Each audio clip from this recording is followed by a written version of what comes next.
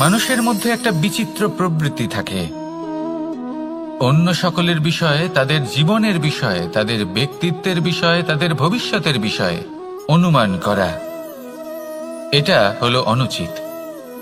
কারোর অতীতকালকে দেখে লোকে ভবিষ্যৎ বলে দিতে পারেন, বর্তমানকে দেখে ভবিষ্যতের বিষয়ে অনুমান করে ফেলেন।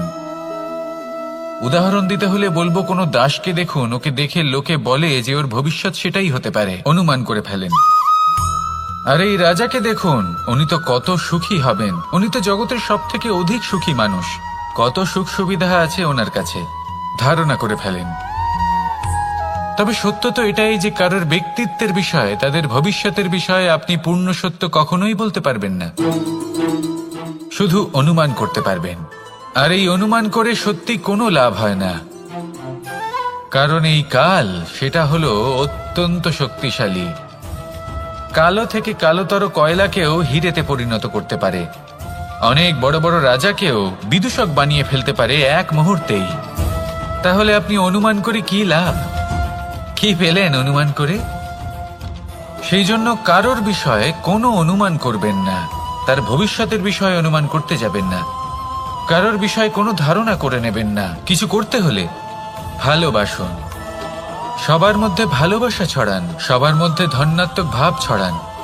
এই মন প্রসন্ন হয়ে বলবে, রাধা রাধা।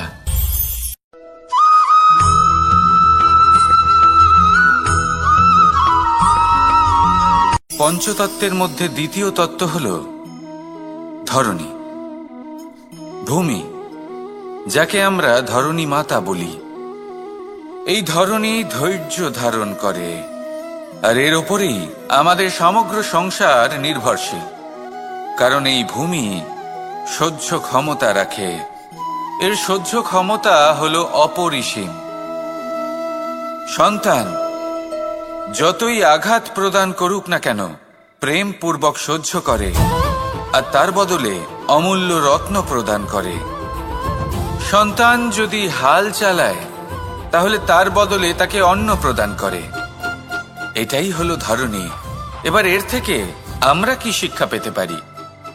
এটাই যে কারোর জন্য কিছু করা বা কাউকে কিছু দেওয়া মনে কোনো কামনা ছাড়াই।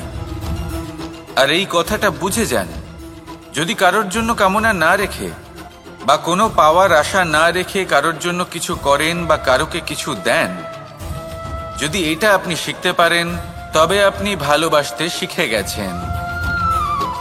আর সেই জন্যই এই ধরিত্রীকে মাতা বলা হয়।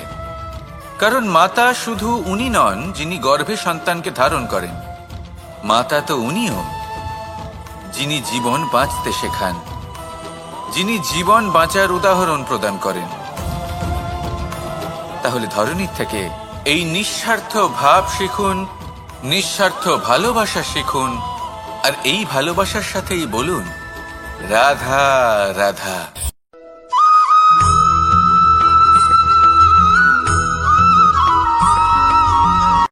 সংসারে আমাদের জীবনে যখন কোনো সুখ বা দুঃখ আসে, তার জন্য আমরা কাউকে না কাউকে অবশ্যই দায়ী করে থাকি, তাই না?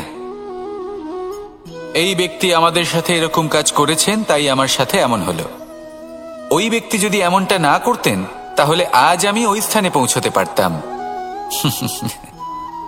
সবই আপনার দৃষ্টিভঙ্গির ওপর নির্ভরশীল। আর যদি আপনার দৃষ্টিভঙ্গি এমন হয়, তাহলে তা অনুচিত।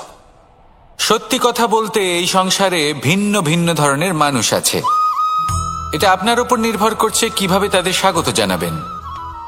একবার ভাবুন, আমি আমার দুটো হাত সামনে নিয়ে এলাম, দুটো মুঠো খুলে দিলাম। দুই প্রকারের মানুষ আসবেন, কিছু না কিছু দিয়ে যাবেন। এই মুঠো যদি আমি বন্ধ করে দিই, তাহলে না কেউ আমাকে কিছু দিতে পারবে, না আমার কিছু যাবে আসবে। নিশ্চয়ই বুঝতে পারছেন এই দুই ধরনের ব্যক্তি কারা এবং তারা কি দিয়ে যান। আমি যদি নিজের মুঠো খুলে দিই, তাহলে কিছু ভালো মানুষ আসবেন, আমাকে আনন্দ, সন্তুষ্টি, জ্ঞান প্রদান করে যাবেন, ভালো অভিজ্ঞতা দিয়ে যাবেন। কোনো খারাপ ব্যক্তি যদি আসেন, তাহলে তিনিও খারাপ অভিজ্ঞতা দেবেন, যার থেকে আমি শিক্ষা লাভ করব। এই সব কিছু আমি লাভ করতে পারি। মুঠো যদি বন্ধ করে রাখি তাহলে আমি কিছুই পাবো না। দেখুন, এই সংসারে প্রত্যেকের জীবন এইরকম। প্রত্যেকের জীবনে সবকিছুই আছে, ভালো খারাপ দুই মানুষই আছে। ভালো অভিজ্ঞতা আছে, খারাপ অভিজ্ঞতা আছে। নির্ভর করছে আপনার উপর যে আপনি কি করবেন। এনাদের স্বাগত কিভাবে জানাবেন, কার থেকে কি বুঝবেন, কি শিখতে পারবেন, আর কোন দৃষ্টিভঙ্গি নিয়ে অগ্রসর হবেন। এটাই নির্ধারণ করবে যে আপনার জীবন কেমন হবে। আসুন আমার সাথে ভালোবেসে বলুন, রাধা রাধা।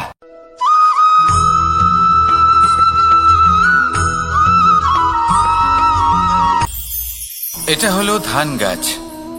এর থেকে যে চাল উৎপন্ন হয় তা মানুষ গ্রহণ করেন।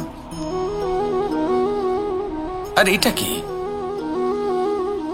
এ হলো জংলি ঘাস। একবার ভেবে দেখুন, যদি এই জংলি ঘাস ধান গাছের আশেপাশে থাকে তাহলে কি হবে? ধান উৎপন্ন হতে পারবে? তা উৎকৃষ্ট হতে পারবে? আমরা কি তা গ্রহণ করতে পারবো? কখনোই নয়। এই জংলি ঘাস ধানকে নষ্ট করে দেবে, কিন্তু নিজে জীবিত থাকবে। এটাই হলো আজকের শিক্ষা। এই সংসারে যদি আপনি নীতির পথে চলতে চান, উচিত কর্ম করতে চান, সংসারকে সেবা করতে চান, তাহলে জংলি ঘাসের মতো ব্যক্তিদের থেকে সবসময় দূরে থাকতে হবে। সেই ব্যক্তি যারা দুর্নীতি এবং মিথ্যা দ্বারা পরিপূর্ণ, যাদের ব্যবহার অশুভ, যাদের অনেক অশুভ গুণ রয়েছে, তারা সঠিক নয়। সেই সকল ব্যক্তি যাদের চরিত্র অত্যন্ত দুষ্ট হয়, তারা হয় শুভ চরিত্রের ব্যক্তিকে একদম নষ্ট করে দেয়, নয় নিজের মতো বানিয়ে তোলে। তাই যদি আপনি নীতির পথে চলতে চান, এই সংসারের জন্য শুভ কর্ম করতে চান, তাহলে সেই সঙ্গ লাভ করুন যে সঙ্গ জ্ঞানে পরিপূর্ণ, যাদের মধ্যে অনেক গুণ আছে, যাদের থেকে প্রতিদিন কিছু শিখতে পারবেন। এমন ব্যক্তির সাথে জীবন অতিবাহিত করুন। দুরাচারীদের থেকে দূরে থাকুন। তবেই এই মন প্রসন্ন হয়ে বলবে, রাধা রাধা।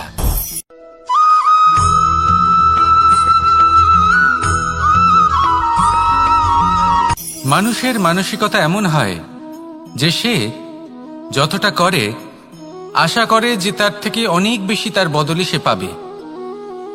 দেখুন, সবকিছুই আপনার ভাবনা চিন্তার উপর নির্ভর করছে।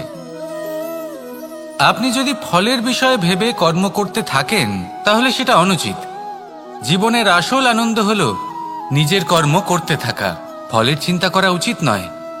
যদি আপনি এরকম ভাবেন যে আমি এতটা করছি, আমার এতটা পাওয়া উচিত, সেই ভাবনা অনুচিত।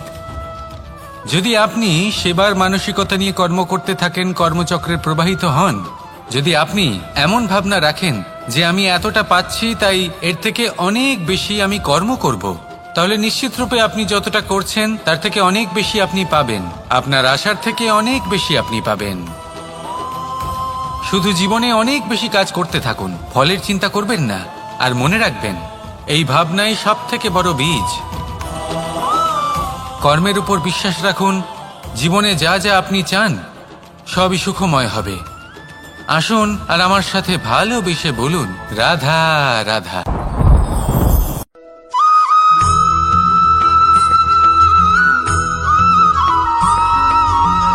আপনি কখনো কোনো বাজকে নিজের বাসা বানাতে দেখেছেন? এই বাজ যখনই কোনো বাসা বানায় তখন উঁচু গাছের ডালে বা কোনো পর্বতের শিখরে বাসা বানায়, অনেক উচ্চতায়। আর সেখানে তার সন্তানও জন্মগ্রহণ করে। যখন এই সন্তানেরা জন্মায় তখন এই বাজ খুবই ভালোবেসে এবং খুব সাবধানে এদের পালন পোষণ করে। নিজের ঠোঁট দিয়ে তাদের ঠোঁটে খাবার পরিবেশন করে। কিন্তু যেই সেই সন্তানেরা হৃষ্টপুষ্ট হয়ে যায় এবং সেই কথা বাজ নিজে বুঝতে পেরে যায়, সেই বাজ নিজেই সেই বাসা ছিন্ন ভিন্ন করে দেয়। সেই সন্তান যাদের সবেমাত্র ডানা গজিয়েছে, কিভাবে উড়তে হয় তারা জানে না, সেই সন্তানগুলিকে উচ্চতা থেকে ঠেলে দেয়। সেই সন্তান প্রথমে ভয়ভীত হয়ে যায়। তারা সামনে মৃত্যুকে দেখতে পেয়ে ভয়ের কারণে তাদের ডানা ঝাপটাতে থাকে। আর সেই প্রক্রিয়াতেই সেই সন্তানগুলি উড়তে শুরু করে দেয় এবার এই ঘটনায় আমরা কি শিক্ষা পেতে পারি? এটাই, যদি আপনি মাতা পিতা হন তাহলে নিজের সন্তানকে অবশ্যই স্নেহ করুন, কিন্তু তাদেরকে নিজের আঁচলের তলায় বেঁধে রাখবেন না। যদি আপনি চান আপনার সন্তান জীবনে উন্নতি করুক, তাহলে নিজের মুঠো থেকে তাদের স্বতন্ত্র করে দিন। এই সংসারে সংঘর্ষ করতে দিন। সেই সন্তান নিজেই বুঝতে পারবে যে জন্মের সময় পাওয়া ডানা কি করে ব্যবহার করতে হয়। আর আপনার চোখের সামনে আপনার সন্তান এই আকাশে উড়তে থাকবে। তাহলে আসুন আমার সাথে ভালোবেসে বলুন, রাধা রাধা।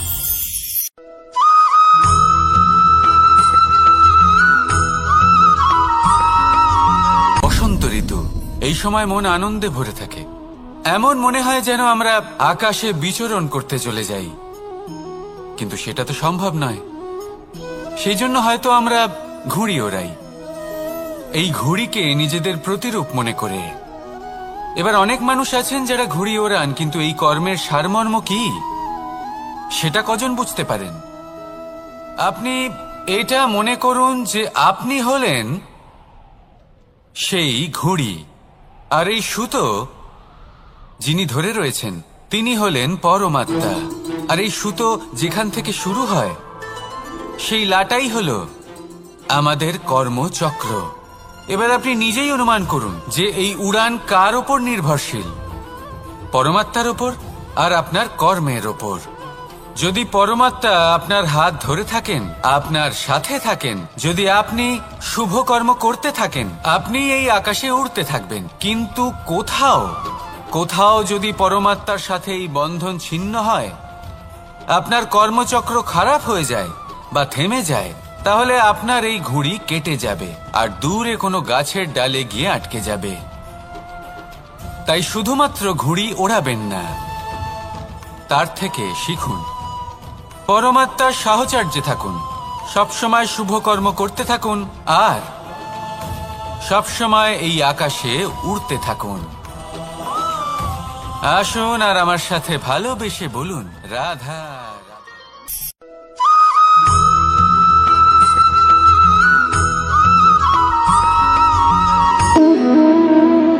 সম্পর্ক হলো আমাদের জীবনের একটি আধার। কিছু সম্পর্ক এমন যা আমরা জন্মসূত্রে লাভ করি, যেমন পরিবার, মা বাবা। কিছু সম্পর্ক আছে যা আমরা জীবনে অর্জন করে থাকি, তা সে প্রেমের হোক, স্নেহের হোক বা বন্ধুত্বের। এই সকল সম্পর্ক লাভ করার বা গড়ে তোলার 5টি ধাপ রয়েছে। প্রথম ধাপ, কোনো ব্যক্তির সাথে আলাপ হওয়া, তার সাথে কথা বলা বা তাকে দেখা। দ্বিতীয় ধাপ, সে ব্যক্তিকে আমাদের ভালো লাগা। তৃতীয় ধাপ,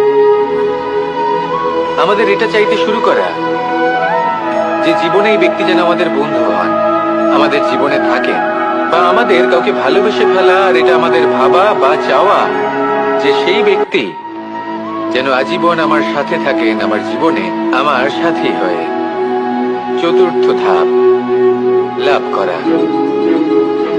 এবার এই ধাপটি অনেক মানুষের পক্ষেই খুবই সরল হয়, বড়ই সরলভাবে নিজেদের সঙ্গীকে লাভ করে থাকেন। কিছু মানুষের জন্য এই ধাপ অত্যন্ত কঠিন হয়ে থাকে। অনেক প্রতিকূল পরিস্থিতির উপর জয়লাভ করে তারা সঙ্গীকে লাভ করেন, কিন্তু লাভ অবশ্যই করেন। এরপরে আসে পঞ্চম, অন্তিম এবং সব থেকে গুরুত্বপূর্ণ ধাপ। সেটা হলো সেই সম্পর্ক পালন করা। এটা হলো এমন এক বিষয় যা প্রত্যেক মানুষের শেখা উচিত। যদি ব্যক্তি নিজের জীবনে সম্পর্ক রক্ষা করতে শিখে যান, তবে প্রত্যেক সম্পর্ক তার জীবনকে স্বর্গ করে তুলবে। আসুন আর আমার সাথে ভালোবেসে বলুন, রাধা রাধা।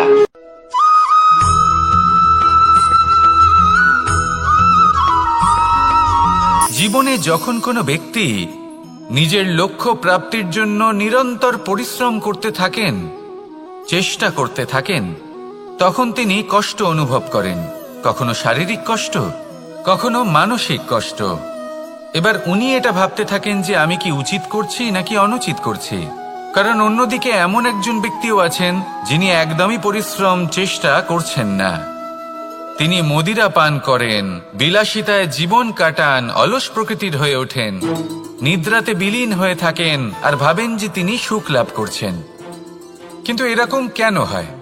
কারণ যখন আমরা সৎ পথে থাকি, উচিত পথে চলি, লক্ষ্য প্রাপ্ত করার জন্য চেষ্টা করতে থাকি, তখন আমাদের ভেতরে থাকা নেতিবাচক শক্তি এবং পাপ এই দেহকে ত্যাগ করে দেয়। আর এই অনুভূতিটাই আমাদের দুঃখের অনুভূতি দেয়, কষ্ট দেয়। এবার সেখানে যদি আমরা কুপথে চলি, অনুচিত পথে চলতে থাকি, তাহলে আমাদের ভেতরে থাকা পুণ্য এবং ধনাত্মক শক্তি আমাদের দেহ ত্যাগ করে দেয়। আর এই অনুভূতির কারণেই আমরা সুখ অনুভব করি। কিন্তু কখনো ভাববেন যে এই সুখ বেশি সময় পর্যন্ত থাকে না। সেই জন্য সবসময় মনে রাখবেন, যদি আপনি জানেন যে এটাই আপনার লক্ষ্য, এটাই উচিত পথ, শুভ পথ, তাতে নিরন্তরভাবে এগিয়ে যেতে চেষ্টা করতে থাকুন। এই কষ্ট আপনাকে সুখের পরাকাষ্ঠায় কখন পৌঁছে দেবে তা আপনি জানতেই পারবেন না। আসুন আমার সাথে ভালোবেসে বলুন, রাধা রাধা।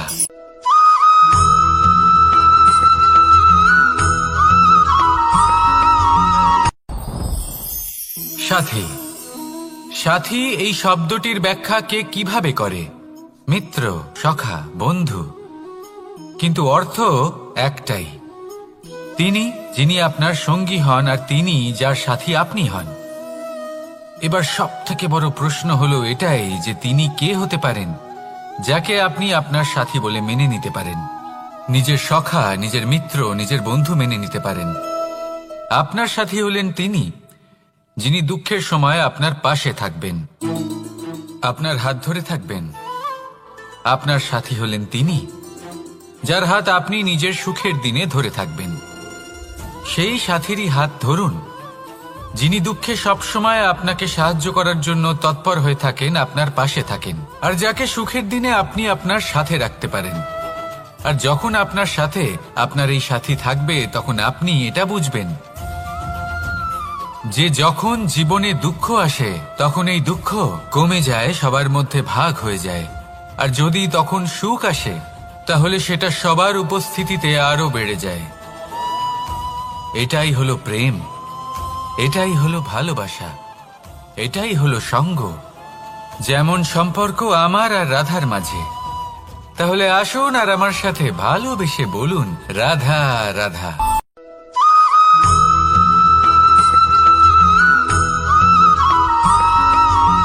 এই সংসারে প্রত্যেক মানুষ এটাই চান যে তিনি যেন ধনবান হন, আর্থিক অবস্থা তার ভালো থাকে, ওনার বাড়িতে লক্ষ্মীর আগমন হয়।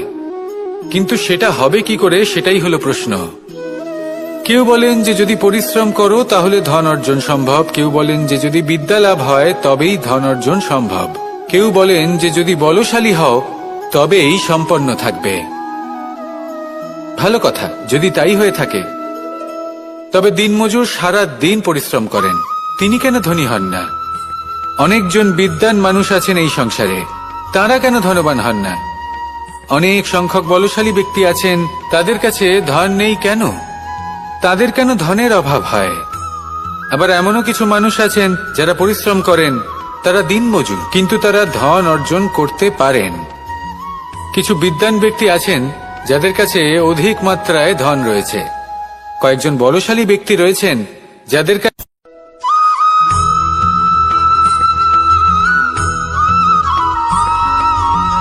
পঞ্চতত্ত্বের মধ্যে দ্বিতীয় তত্ত্ব হল ধরণী, ভূমি, যাকে আমরা ধরণী মাতা বলি। এই ধরণী ধৈর্য ধারণ করে, আর এর ওপরেই আমাদের সমগ্র সংসার নির্ভরশীল। কারণ এই ভূমি সহ্য ক্ষমতা রাখে, এর সহ্য ক্ষমতা হলো অপরিসীম। সন্তান যতই আঘাত প্রদান করুক না কেন, প্রেম পূর্বক সহ্য করে, আর তার বদলে অমূল্য রত্ন প্রদান করে। সন্তান যদি হাল চালায়, তাহলে তার বদলে তাকে অন্ন প্রদান করে। এটাই হলো ধরণী। এবার এর থেকে আমরা কি শিক্ষা পেতে পারি? এটাই যে কারোর জন্য কিছু করা বা কাউকে কিছু দেওয়া মনে কোনো কামনা ছাড়াই। আর এই কথাটা বুঝে যান, যদি কারোর জন্য কামনা না রেখে বা কোনো পাওয়ার আশা না রেখে কারোর জন্য কিছু করেন বা কারোকে কিছু দেন, যদি এটা আপনি শিখতে পারেন তবে আপনি ভালোবাসতে শিখে গেছেন।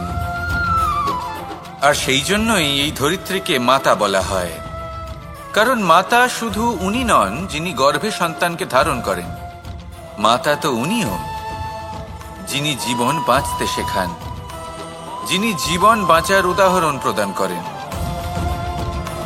তাহলে ধরনীর থেকে এই নিঃস্বার্থ ভাব শিখুন, নিঃস্বার্থ ভালোবাসা শিখুন, আর এই ভালোবাসার সাথেই বলুন রাধা রাধা।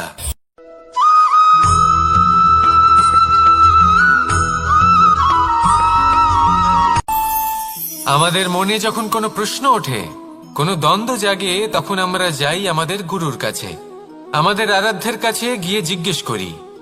এইভাবেই একদিন আমি পৌঁছলাম আমার আরাধ্যের কাছে, আমার মহাদেবের কাছে, আর ওনাকে প্রশ্ন করলাম যে মহাদেব, জীবনে আনন্দ পাওয়ার, উৎসব পালনের, প্রেম ভাগ করে নেবার, জীবনকে উপভোগ করে নেওয়ার সর্বশ্রেষ্ঠ সময় কোনটা? মহাদেব হাসলেন আর উনি বললেন, জীবনে উৎসব পালনের সবথেকে শ্রেষ্ঠ দিন হল মৃত্যুর ঠিক আগের দিনটা। প্রেম ভাগ করে নেওয়ার সবথেকে শ্রেষ্ঠ মুহূর্ত হল মৃত্যুর ঠিক আগের মুহূর্ত। জীবনকে উপভোগ করে নেওয়ার সর্বশ্রেষ্ঠ প্রহর হল মৃত্যুর এক প্রহর পূর্বে। তখন আমি চমকে গেলাম। আমি বললাম, কিন্তু মহাদেব, মৃত্যু তো অনিশ্চিত, আমরা জানিও না কবে আমাদের মৃত্যু হবে। মহাদেব আবার হাসলেন। উনি বললেন যে যদি আমরা এভাবে জীবন কাটাই যে আমরা জীবনের প্রত্যেক দিন, প্রত্যেক মুহূর্ত, প্রত্যেক প্রহর শেষ বলে মনে করি, তাহলে আমাদের সমস্ত জীবন আনন্দের সাথেই অতিবাহিত হবে। কি বলেন?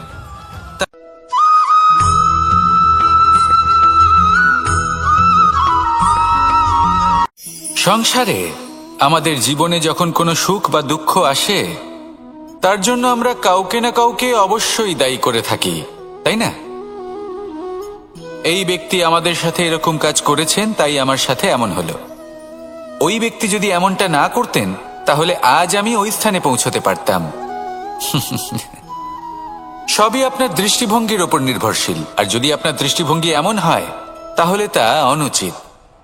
সত্যি কথা বলতে, এই সংসারে ভিন্ন ভিন্ন ধরনের মানুষ আছে। এটা আপনার উপর নির্ভর করছে কিভাবে তাদের স্বাগত জানাবেন। একবার ভাবুন, আমি আমার দুটো হাত সামনে নিয়ে এলাম, দুটো মুঠো খুলে দিলাম। দুই প্রকারের মানুষ আসবেন, কিছু না কিছু দিয়ে যাবেন। এই মুঠো যদি আমি বন্ধ করে দিই, তাহলে না কেউ আমাকে কিছু দিতে পারবে, না আমার কিছু যাবে আসবে। নিশ্চয়ই বুঝতে পারছেন এই দুই ধরনের ব্যক্তি কারা এবং তারা কি দিয়ে যান। আমি যদি নিজের মুঠো খুলে দিই, তাহলে কিছু ভালো মানুষ আসবেন, আমাকে আনন্দ, সন্তুষ্টি, জ্ঞান প্রদান করে যাবেন, ভালো অভিজ্ঞতা দিয়ে যাবেন। কোনো খারাপ ব্যক্তি যদি আসেন, তাহলে তিনিও খারাপ অভিজ্ঞতা দেবেন, যার থেকে আমি শিক্ষা লাভ করব। এই সব কিছু আমি লাভ করতে পারি। মুঠো যদি বন্ধ করে রাখি, তাহলে আমি কিছুই পাবো না। দেখুন, এই সংসারে প্রত্যেকের জীবনে এইরকম। প্রত্যেকের জীবনে সবকিছুই আছে, ভালো খারাপ দুই মানুষই আছে, ভালো অভিজ্ঞতা আছে, খারাপ অভিজ্ঞতা আছে। নির্ভর করছে আপনার উপর যে আপনি কি করবেন, এনাদের স্বাগত কিভাবে জানাবেন, কার থেকে কি বুঝবেন, কি শিখতে পারবেন, আর কোন দৃষ্টিভঙ্গি নিয়ে অগ্রসর হবেন। এটাই নির্ধারণ করবে যে আপনার জীবন কেমন হবে। আসুন আমার সাথে ভালোবেসে বলুন রাধা রাধা।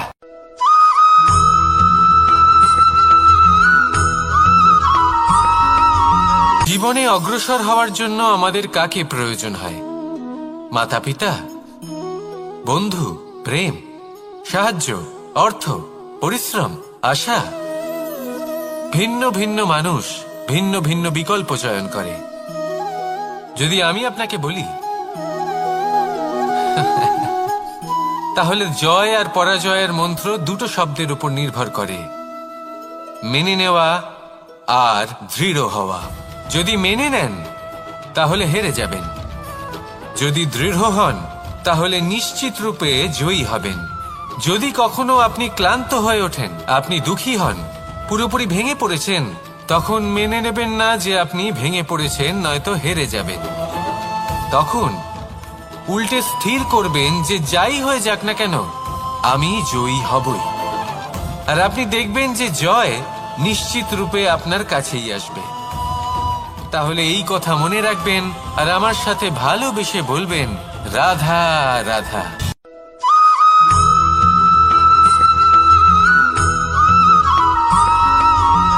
ভালো, শুধু ওনাদের কঠোর ব্যবহার দেখলে আমরা একটু ভয় পেয়ে যাই।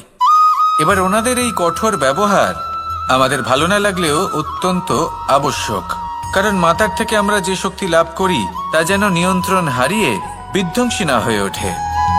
আমরা যেন কোনো কুপথে না চলে যাই, আমরা কখনো যেন দোষ না করে ফেলি। শুধু সেই জন্য পিতা এবং গুরু একটু কঠোর হয়ে ওঠেন, এবং ওনাদের এই কঠোর আচরণ ভবিষ্যতে গিয়ে আমরা অবশ্যই বুঝতে পারি। জীবনে কিছু বছর আমরা এগিয়ে যাই আর তারপর আমরা বুঝতে পারি যে বাবা এবং গুরু আমাদের যথেষ্ট ভালোবাসতেন, কিন্তু ওনাদের ভালোবাসার বহিঃপ্রকাশ আলাদা। প্রয়োজনীয় হলো এটা দেখার, এটা বোঝার যে শুরু থেকে আমাদের প্রতি ওনাদের আচরণ কেমন ছিল। ওনাদের কঠোর হওয়ার পেছনে ওনাদের ভালোবাসাটা বোঝার চেষ্টা করুন, ওনাদের চিন্তাটা বোঝার চেষ্টা করুন, ওনাদের পথপ্রদর্শনের আড়ালে আপনার ভবিষ্যতের জন্য যে পরিকল্পনা ওনারা করেছেন সেটা বোঝার চেষ্টা করুন। তখন আপনারা বুঝতে পারবেন ওনাদের ভালোবাসাকে। আপনার মনের মধ্যে আপনা থেকেই ওনাদের প্রতি সম্মান জেগে উঠবে। নিজের পিতা এবং নিজের গুরু এই দুজনের প্রতি কৃতজ্ঞতা প্রকাশ করুন আর আমার সাথে ভালোবেসে বলুন, রাধা রাধা।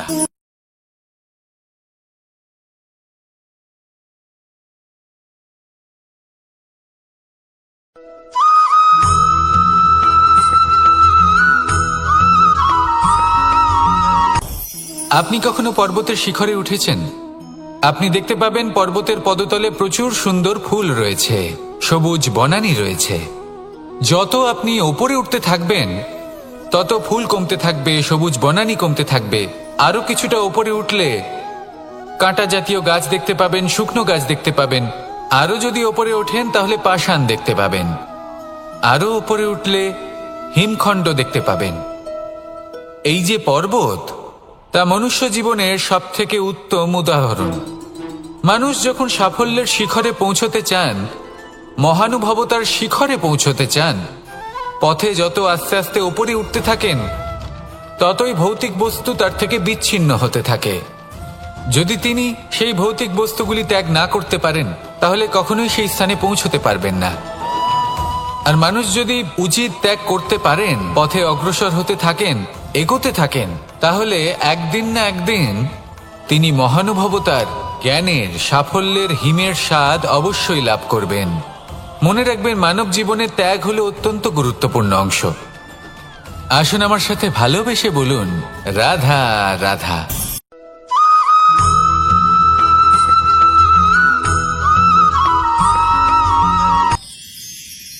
মানুষ তার জীবনে দুই ধরনের পরিস্থিতিকে খুব ভয় পায়।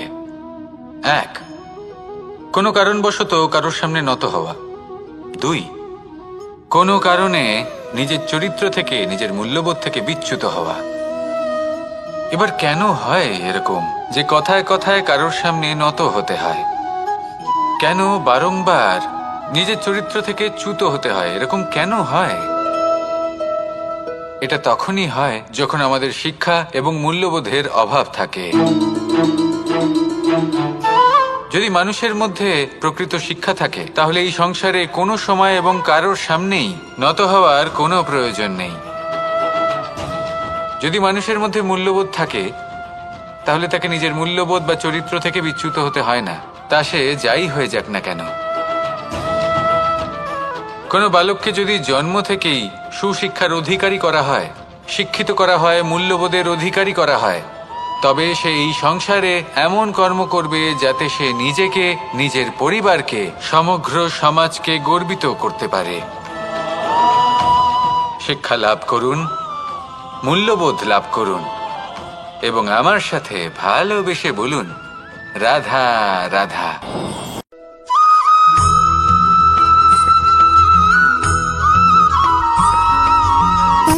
সুখ, দুঃখ এবং শক্তি, এই তিন হলো এই সংসারের ত্রিদেবের মতো। আমাদের জীবনে যা কিছু ঘটছে এই তিনটির ভিত্তির উপরেই হচ্ছে। আসলে এই সংসারের একটা নিয়ম আছে, যখনই আপনি কিছু লাভ করেন এই সংসার আপনার পরীক্ষা নেয়। এটা জানার জন্য আপনার পরীক্ষা নেয় যে আপনি যা কিছুই লাভ করেছেন আপনি কি আদৌ সেটার যোগ্য কিনা। ঠিক সেইভাবেই এই সুখ, দুঃখ এবং শক্তি আপনার পরীক্ষা নিয়ে থাকে। যখন সুখ আসে তখন সে আপনার পরীক্ষা নেয় যে আপনার মধ্যে অহংবোধ জাগ্রত হয়নি তো। যদি অহংবোধ চলে আসে তাহলে সুখ সেখানেই সঙ্গ ত্যাগ করে। দুঃখ আপনার ধৈর্যের পরীক্ষা নিতে থাকে, আর যদি আপনার মধ্যে ধৈর্য না থাকে তাহলে এটা আপনাকে আরো বেশি দুঃখের গভীর অন্ধকারে ঠেলে দেবে। সেখানে শক্তি পরীক্ষা নেয় আপনার বিনম্রতার। যদি আপনি বিনম্র না হন তাহলে হয় এই শক্তি আপনার সঙ্গ ত্যাগ করবে, নয় এই শক্তি বিনম্রতার অভাবে আপনার পতনের কারণ হতে পারে। এই সংসারে যে কোনো ব্যক্তি যিনি এই পরীক্ষায় উত্তীর্ণ হয়ে থাকেন এই জীবনে তিনি সাফল্য লাভ করেন। আসুন আমার সাথে ভালোবেসে বলুন, রাধা রাধা।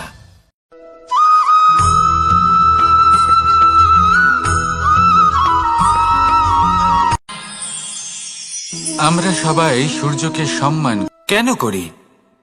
কারণ আমরা জানি যে সন্ধেবেলা যখন সূর্যাস্ত হবে তখন শুধুমাত্র অন্ধকার বাকি থাকবে। ঠিক কিছুটা এরকমই হয় আমাদের মাতা পিতাও, যিনি আমাদের জন্ম দেন, আমাদের ভরণ পোষণ করেন, আমাদের বড় করেন, আমাদের প্রেম প্রদান করেন।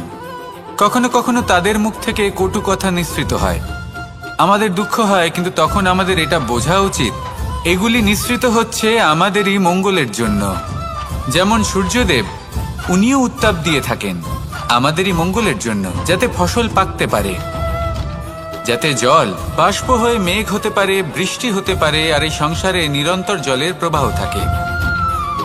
আমাদের মাতা পিতা, তাদের কঠোর আচরণ, তাদের কঠোর অনুশাসনের পেছনে লুকিয়ে থাকে ওনাদের ভালোবাসা। আমাদের তা বুঝতে হবে, সসম্মানে ওনাদের গ্রহণ করতে হবে। কারণ ঠিক সূর্যাস্তের পরে যেমন চতুর্দিক অন্ধকারচ্ছন্ন হয়ে যায়, তেমনি আমাদের জীবন থেকে যখন আমাদের মাতা পিতা চলে যায় তখন আমাদের জীবনেও শুধু এবং শুধুমাত্র অন্ধকারই ছেয়ে থাকে। সেই জন্য নিজের মাতা পিতাকে সম্মান করুন, ওনাদের ভালোবাসা প্রদান করুন। এই মন আর এই জীবন প্রসন্ন হয়ে বলবে, রাধা রাধা।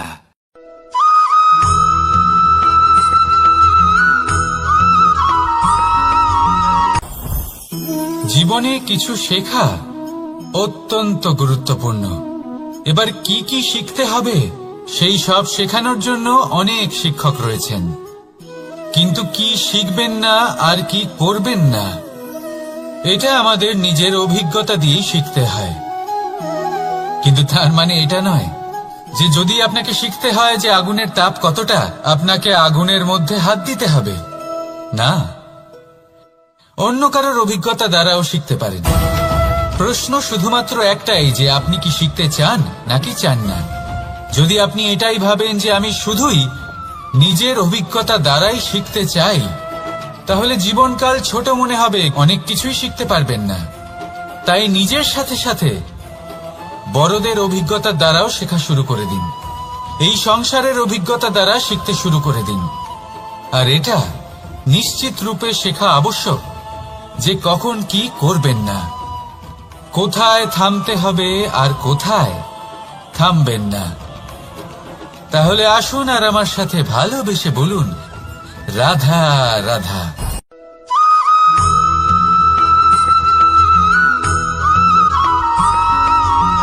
এই সংসারে সব থেকে বেশি কোমল বস্তু হলো রেশম। এই রেশম এতটাই কোমল হয় যে এর পুরো একটা থান শুধুমাত্র একটা হাতে ধরা সম্ভব। কখনো ভেবে দেখেছেন এই রেশম কিভাবে হয়? একটি কীট তার লালার দ্বারা উৎপন্ন হয়। এই কীট সেই রেশমকে পাক দিতে থাকে, পাক দিতেই থাকে আর আস্তে আস্তে তার মধ্যেই জড়িয়ে পড়ে। শেষে ওর এই সুন্দর অমূল্য সৃষ্টি রেশমের এই সুতো তার নির্মাণ কার্য পূর্ণ হয়, কিন্তু তাতেই ও নিজে বন্দী হয়ে যায়। নিজেরই মায়াজালের এই বন্দী গৃহে নিজেই ফেঁসে যায়। এবার এই সুতোকে ব্যবহারযোগ্য করে তোলার জন্য এই কীটগুলিকে এই কবচের সাথেই ফুটন্ত জলে ফেলে দেওয়া হয়। এই সংসারে যদি আমাদের স্বপ্ন এই সংসারের দুঃখ হরণ করার জন্য, এই সংসারে সুখ বিতরণ করার জন্য হয়, তবেই আমাদের প্রগতি সম্ভব। যদি আমাদের এই স্বপ্ন শুধুই আমাদের এবং আমাদের স্বার্থ সিদ্ধির জন্য হয়, তাহলে এই স্বপ্ন আমাদের অন্ধ করে দেবে, আমাদের অন্ধকারের পথে নিয়ে যাবে, আর আমরাও সেই কীটের মতো হয়ে যাব। নিজেদেরই মায়াজালে আমরা নিজেই ফেঁসে যাব, আর শেষে আমরা যদি কিছু লাভ করি তা হবে একাকিত্ব, অন্ধকারময় মৃত্যু। তাই স্বপ্ন অবশ্যই দেখুন, কিন্তু এমনভাবে স্বপ্ন দেখবেন না যে তার এই বন্দিগৃহে আপনি নিজেই ফেঁসে গেলেন। স্বপ্ন দেখুন পরোপকারে।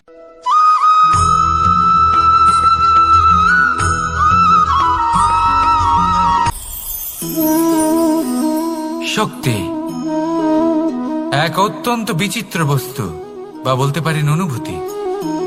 পিতা সবসময় চান যেন তিনি তার শক্তি পুত্রকে। আসুন আপনাকে সহজে বোঝাই। যদি আপনি সুপাত্র হন আর আপনাকে শক্তি দেওয়া হয়, তাহলে আপনি সেই শক্তির গুরুত্ব বুঝবেন, কোথায় সেই শক্তি প্রয়োগ করা উচিত সেটা বুঝবেন। আর এটা যেহেতু অর্জন করা শক্তি হবে, সেই শক্তির অপব্যবহার হবে না। কিন্তু যদি এই আপনি কুপাত্র হন আর যদি আপনাকে এই শক্তি দেওয়া হয়, তাহলে কি হবে? দেখতে গেলে এই শক্তি আপনি দান হিসেবে পেয়েছেন, তাই না আপনি এই শক্তির গুরুত্ব বুঝবেন আর না এর প্রয়োগ আপনি জানবেন। তার অপব্যবহার হওয়া সুনিশ্চিত। তাই যদি আপনি কোনো শক্তি অর্জন করতে চান, তাহলে আগে তার যোগ্য হয়ে উঠুন, পুত্র নয় পাত্র হয়ে উঠুন। আর আমার সাথে ভালোবেসে বলুন, রাধা রাধা।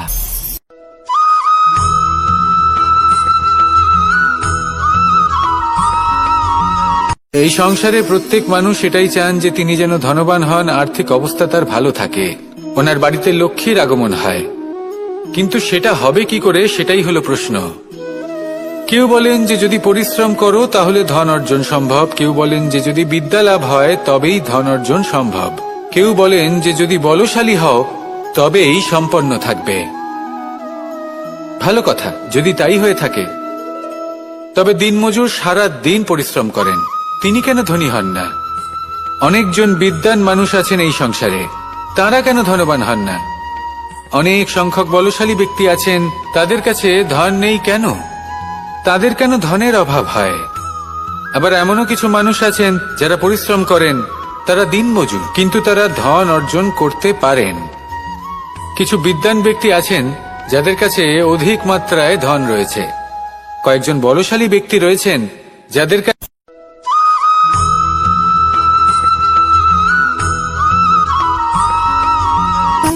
সুখ, দুঃখ এবং শক্তি, এই তিন হলো এই সংসারের ত্রিদেবের মতো। আমাদের জীবনে যা কিছু ঘটছে এই তিনটির ভিত্তির উপরেই হচ্ছে। আসলে এই সংসারের একটা নিয়ম আছে, যখনই আপনি কিছু লাভ করেন, এই সংসার আপনার পরীক্ষা নেয়। এটা জানার জন্য আপনার পরীক্ষা নেয় যে আপনি যা কিছুই লাভ করেছেন, আপনি কি আদৌ সেটার যোগ্য কিনা। ঠিক সেইভাবেই এই সুখ, দুঃখ এবং শক্তি আপনার পরীক্ষা নিয়ে থাকে। যখন সুখ আসে তখন সে আপনার পরীক্ষা নেয় যে আপনার মধ্যে অহংবোধ জাগ্রত হয়নি তো। যদি অহংবোধ চলে আসে তাহলে সুখ সেখানেই সঙ্গ ত্যাগ করে। দুঃখ আপনার ধৈর্যের পরীক্ষা নিতে থাকে। আর যদি আপনার মধ্যে ধৈর্য না থাকে তাহলে এটা আপনাকে আরো বেশি দুঃখের গভীর অন্ধকারে ঠেলে দেবে।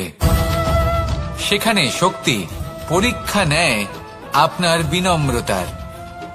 যদি আপনি বিনম্র না হন তাহলে হয় এই শক্তি আপনার সঙ্গ ত্যাগ করবে, নয় এই শক্তি বিনম্রতার অভাবে আপনার পতনের কারণ হতে পারে।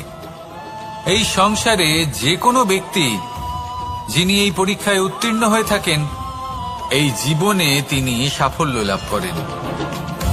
আসুন আমার সাথে ভালোবেসে বলুন, রাধা রাধা।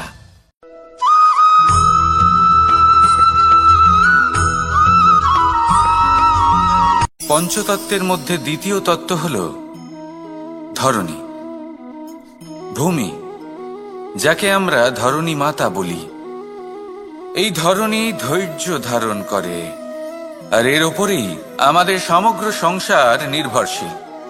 কারণ এই ভূমি সহ্য ক্ষমতা রাখে, এর সহ্য ক্ষমতা হল অপরিসীম। সন্তান যতই আঘাত প্রদান করুক না কেন, প্রেম পূর্বক সহ্য করে, আর তার বদলে অমূল্য রত্ন প্রদান করে। সন্তান যদি হাল চালায় তাহলে তার বদলে তাকে অন্ন প্রদান করে। এটাই হলো ধরণী। এবার এর থেকে আমরা কি শিক্ষা পেতে পারি? এটাই যে কারোর জন্য কিছু করা বা কাউকে কিছু দেওয়া মনে কোনো কামনা ছাড়াই।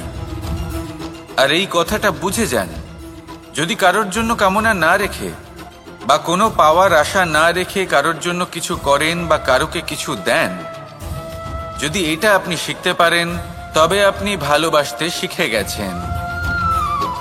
আর সেই জন্যই এই ধরিত্রীকে মাতা বলা হয়।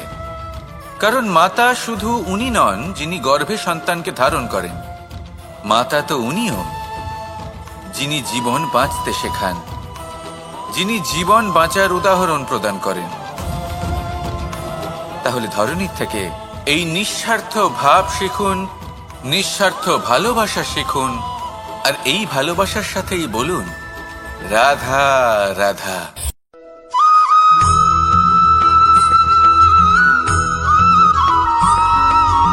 মানুষ জন্মগ্রহণ করে, তার সাথে ভয়েরও জন্ম হয়। ছোটবেলা থেকেই আমাদের মনে কোনো না কোনো প্রকারের ভয় থেকেই যায়। কেউ এই বিষয়ে ভয় পায় যে তার কোনো বস্তু তার থেকে দূরে চলে যাবে, কেউ এই বিষয়ে ভয় পায় যে আমি নিজেকে হারিয়ে ফেলব, কেউ এই ভেবে ভয় পায় যে আমার প্রিয়জনেরা তারা যেন আমার থেকে দূরে না চলে যায়, কেউ এই ভেবে ভয় পায় যে আমরা যেন পথ না হারিয়ে ফেলি, আদি ইত্যাদি। কিন্তু সত্যি কথা বলতে ভেবে দেখুন, এই ভয় বাস্তবে কি? শুধুই একটা মনস্থিতি, আর কিছুই নয়। যা কিছু আপনি জীবনে পেয়েছেন তা একদিন আপনাকে হারাতে হবে। এই জীবন হলো আপনারই, কিন্তু তাও একদিন সমাপ্ত হবে। তাই ভয় পেয়ে কি লাভ? এই ভয় শুধু আপনাকে জীবন যাপন করা থেকে বাধা দিচ্ছে, আর কিচ্ছু নয়।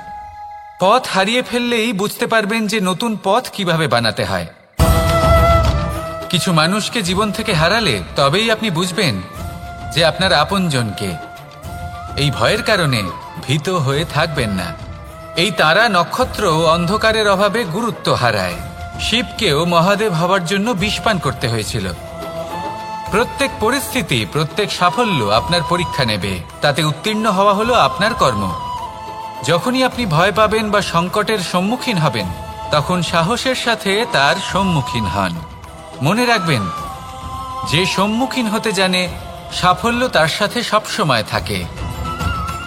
আসুন আর আমার সাথে ভালোবেসে বলুন, রাধা রাধা।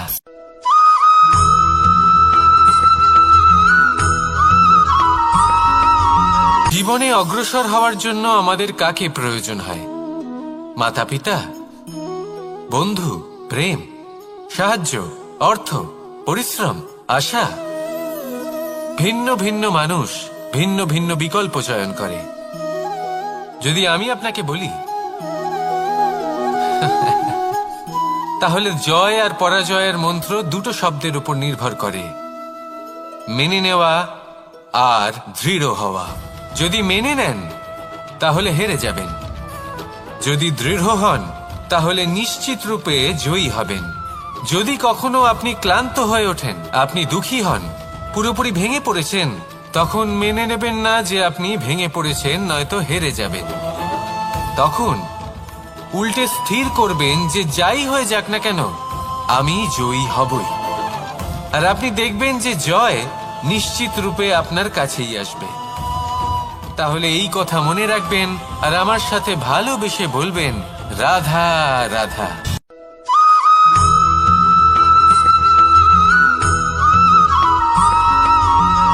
এই সংসারে কোনো বস্তু হোক বা ব্যক্তি হোক, তার একার গুরুত্ব কিন্তু খুব বেশি নয়।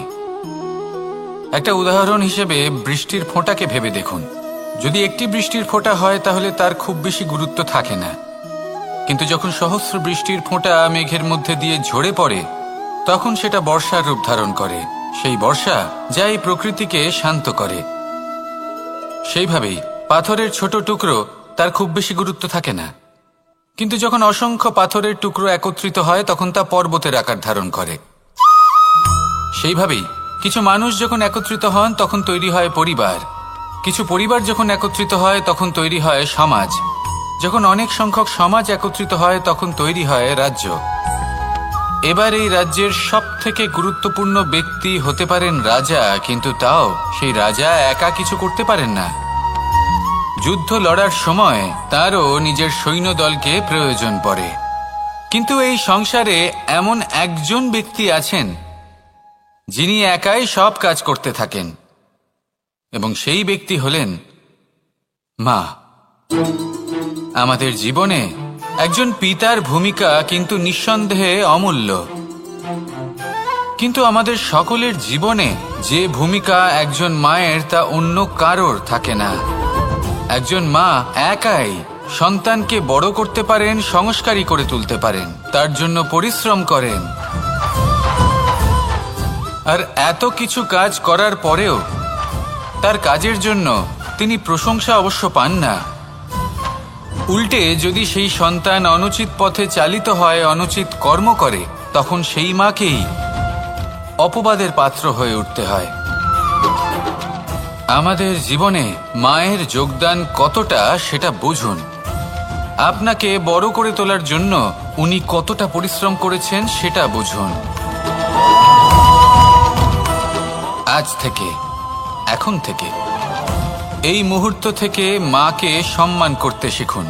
যখন সময় পাবেন, যখন সুযোগ হবে, তখন তার প্রশংসা করুন, ওনারও ভালো লাগবে। আর মায়ের এই মমতার জন্য, তার এই ভূমিকার জন্য আসুন সবাই মিলে আমরা তাকে প্রণাম করি, আর সকলে মিলে ভালোবেসে বলি, রাধা রাধা।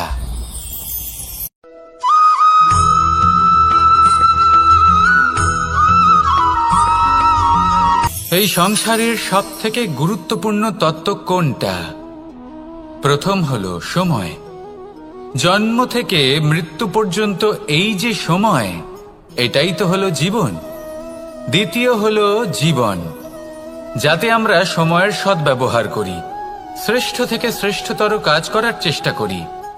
বহু বছরের এই পরম্পরা, এই সংস্কৃতিকে এগিয়ে নিয়ে যাওয়ার চেষ্টা করি।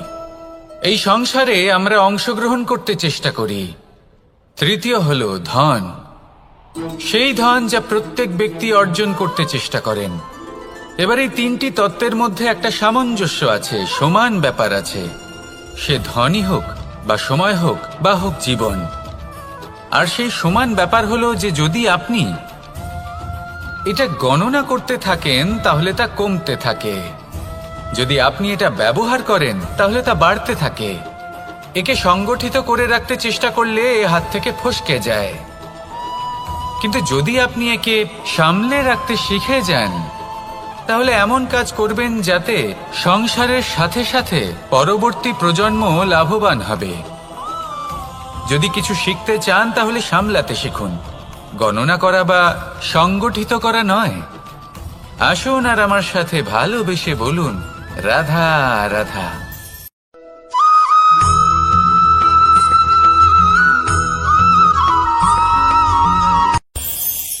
এই সংসারে আমরা প্রকাশ কোথা থেকে পাই? এর উত্তর বড়ই সরল। ভোরে যখন সূর্যোদয় হয় তখন প্রকাশের কিরণ আমাদের ঘরে এসে পৌঁছয়। এইভাবেই আমরা প্রকাশ লাভ করি। এবার এই প্রকাশের আলোতেই আমরা সারাদিনের কাজ সম্পন্ন করি। সন্ধে হয়ে যায়, সূর্যাস্তও হয়ে যায়। আর আমাদের ঘর যাতে অন্ধকার না হয় তার জন্য আমরা একটা প্রদীপ প্রজ্বলিত করি। এটাই ঘটে আমাদের জীবনেও। এবার প্রবাহমান আয়ুর সাথে আমরা আমাদের অন্তরে যদি একটা প্রদীপ প্রজ্বলিত করে নিই তাহলে বিষয়টাই অন্যরকম হবে। এবার আপনি বলবেন কোন প্রকাশের কথা বলছি যা আমাদের অন্তরে জাগ্রত করা সম্ভব? আমাদের আত্মার মাঝে প্রেমের প্রকাশ জাগ্রত করার কথা বলছি। কারণ আমাদের এই জীবন এও হলো দিনের আলোর মতো। আজ প্রকাশ আছে কিন্তু কোনোদিন অবশ্যই অস্ত হবে। কিন্তু অস্ত হবার আগে যদি আমরা আমাদের আত্মার মাঝে প্রেমের এই প্রকাশ উজ্জ্বলিত করে নিই তাহলে আমাদের সন্ধ্যাকালও আমরা আনন্দে এবং প্রেমে যাপন করব। তাহলে আসুন আর আমার সাথে ভালোবেসে বলুন, রাধা রাধা।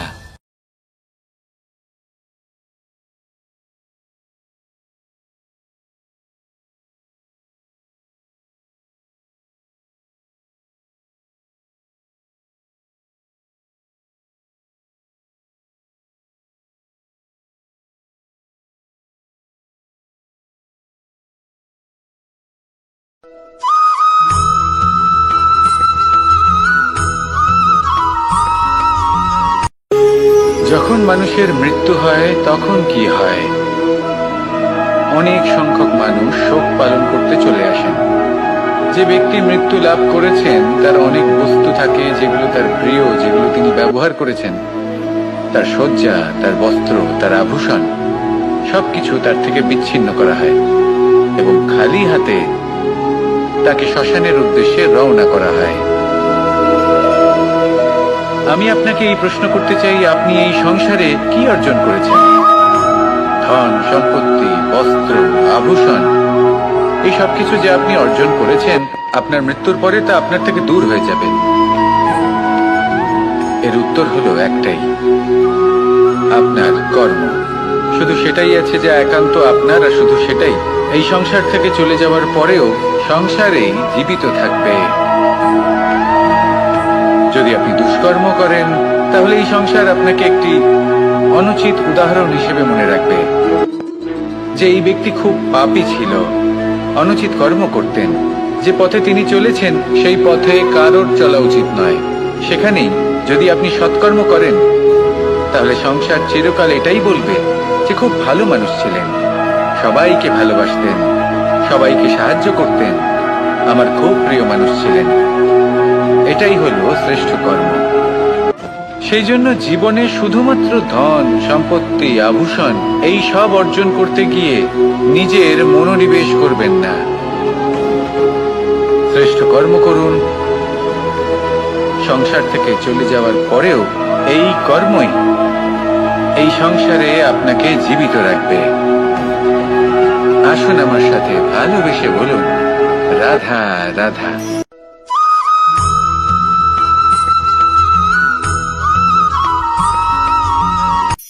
এই সংসারে সাফল্য লাভ করার জন্য জ্ঞানের প্রয়োজন হয়, পরিশ্রমের প্রয়োজন হয়, দৃঢ় নিষ্ঠার প্রয়োজন হয়, নিরন্তর চেষ্টা করা প্রয়োজনীয়। কিন্তু আরো কিছু আছে যা অত্যন্ত প্রয়োজনীয় এবং গুরুত্বপূর্ণ। তা হলো ভালো বন্ধু। তাদের থাকা অত্যন্ত প্রয়োজনীয়। যদি ভালো বন্ধু থাকে তাহলে সময় এলে তারা ঢাল হয়ে আপনাকে সুরক্ষা করবেন। সময় এলে অস্ত্রের মতো শত্রুকে সংহারও করবেন। যদি তিনি জ্ঞানী হন, তাদের মধ্যে সদ্গুণ থাকে, তাহলে এই সব গুণ আপনার মধ্যেও প্রবেশ করবে।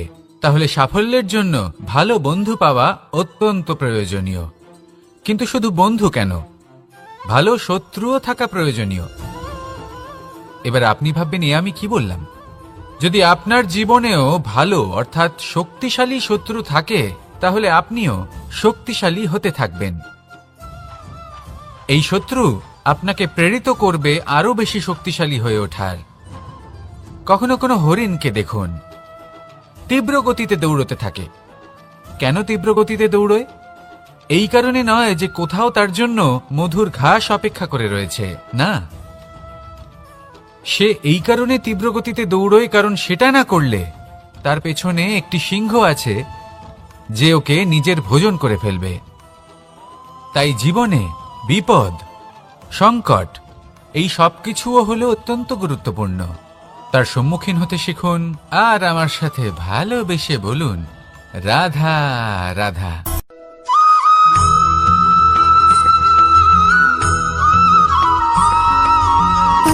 সুখ, দুঃখ এবং শক্তি, এই তিন হলো এই সংসারের ত্রিদেবের মতো। আমাদের জীবনে যা কিছু ঘটছে এই তিনটির ভিত্তির উপরেই হচ্ছে। আসলে এই সংসারের একটা নিয়ম আছে, যখনই আপনি কিছু লাভ করেন এই সংসার আপনার পরীক্ষা নেয়।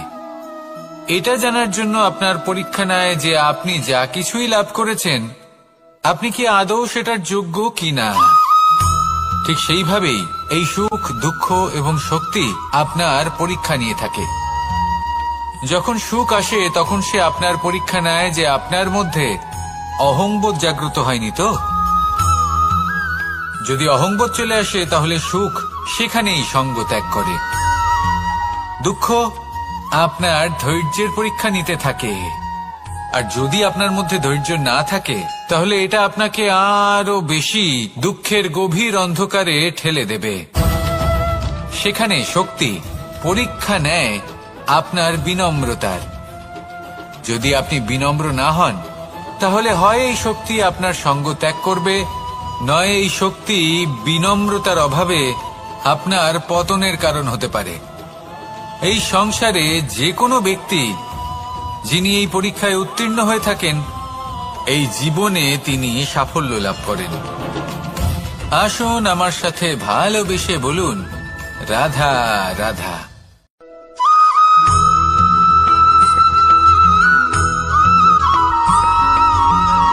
পুরুষার্থ। শাস্ত্রে 4 ধরনের পুরুষার্থের কথা বলা হয়েছে। প্রথম হলো ধর্ম। আপনি কি জানেন এই ধর্ম আসলে কি? আপনার কি মনে হয় ধর্ম আসলে কি? কোনো বিশেষ ঈশ্বরকে মানাই কি ধর্ম বলা হয়? নাকি কোনো বিশেষ রীতি পালন করাই হলো ধর্ম? নাকি কোনো বিশেষ সাহিত্যকে সর্বশ্রেষ্ঠ মনে করাই হলো ধর্ম? না, ধর্ম হলো সেটা যাকে ধারণ করা যেতে পারে, আর ধারণ শুধু সেটাই করা যায় যা পবিত্র। পবিত্র শুধু তাকেই বলা হয় যা নিঃস্বার্থ, যার মধ্যে শাসন করার কোনো ইচ্ছে নেই,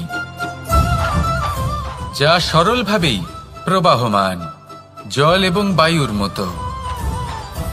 যখন কোনো ব্যক্তি ধর্মকে ধারণ করেন এবং সেই ধর্ম সেই ব্যক্তিকে রক্ষা করে তখন তাকে ধর্ম বলা হয়।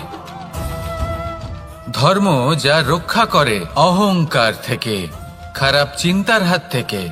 সেই জন্য পুরুষার্থ গড়ে তোলার আগে, ধর্ম পালন করার আগে ধর্মের প্রকৃত অর্থ কি সেটা বুঝে নিন। এটা জেনে রাখুন যে সমস্ত ধর্মের আধার, সমস্ত ধর্মের ভিত শুধুমাত্র ভালোবাসা। আসুন আর এই ভালোবাসার সাথেই বলুন, রাধা রাধা।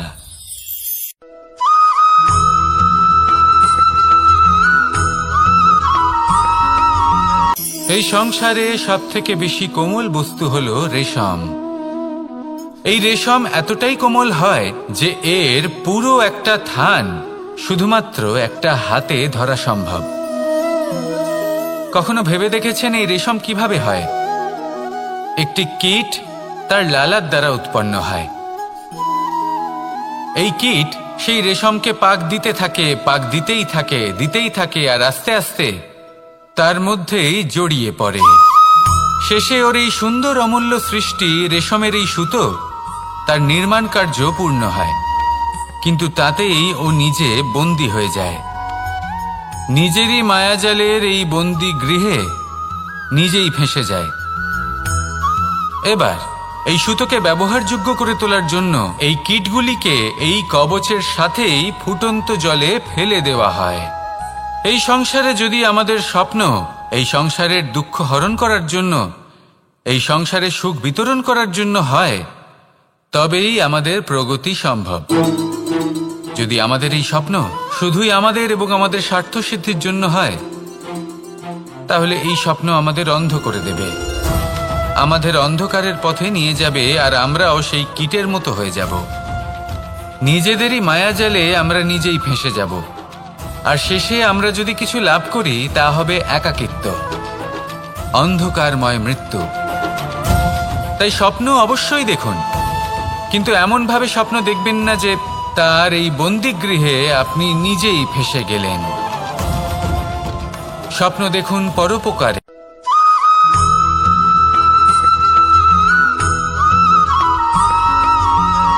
কেউ বলে জীবন খুব ক্ষণস্থায়ী, কেউ বলে জীবন হলো একটা সুন্দর স্বপ্নের মতো, আবার কেউ বলবে জীবন হলো এক কঠোর সত্য। কিন্তু জীবন আসলে কি? জীবন হলো আপনারই প্রতিবিম্ব, একটা দর্পণ। অর্থাৎ আপনি জীবনকে সেইভাবেই পাবেন যেরকম আপনি নিজেকে প্রতিপন্ন করবেন। যদি আপনি দর্পণের দিকে তাকিয়ে হাসেন, তাহলে আপনি সামনে হাসি মুখী দেখতে পাবেন। এবার যদি আপনি গম্ভীর হয়ে থাকেন, তাহলে আপনি একজন রুষ্ট ব্যক্তি দেখতে পাবেন। শেষে সবথেকে বেশি গুরুত্বপূর্ণ হলো আপনার চেষ্টা। আপনাকে সবসময় চেষ্টা করতে হবে যাতে আপনি নিজেকে প্রসন্ন এবং ইতিবাচক মনোভাবে রাখেন। এটা হলো আপনারই উত্তরদায়িত্ব, তাকে পালন করুন। এই মনকে প্রসন্ন রাখুন, এই সংসারকে সুন্দর বলে মনে হবে। আর এই মন প্রসন্ন হয়ে বলবে, রাধা রাধা।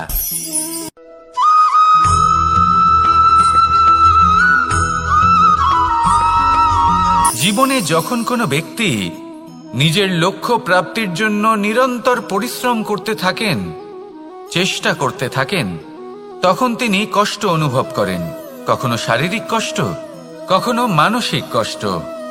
এবার উনি এটা ভাবতে থাকেন যে আমি কি উচিত করছি নাকি অনুচিত করছি। কারণ অন্যদিকে এমন একজন ব্যক্তিও আছেন যিনি একদমই পরিশ্রম চেষ্টা করছেন না। তিনি মদিরা পান করেন, বিলাসিতায় জীবন কাটান, অলস প্রকৃতির হয়ে ওঠেন, নিদ্রাতে বিলীন হয়ে থাকেন আর ভাবেন যে তিনি সুখ লাভ করছেন। কিন্তু এরকম কেন হয়?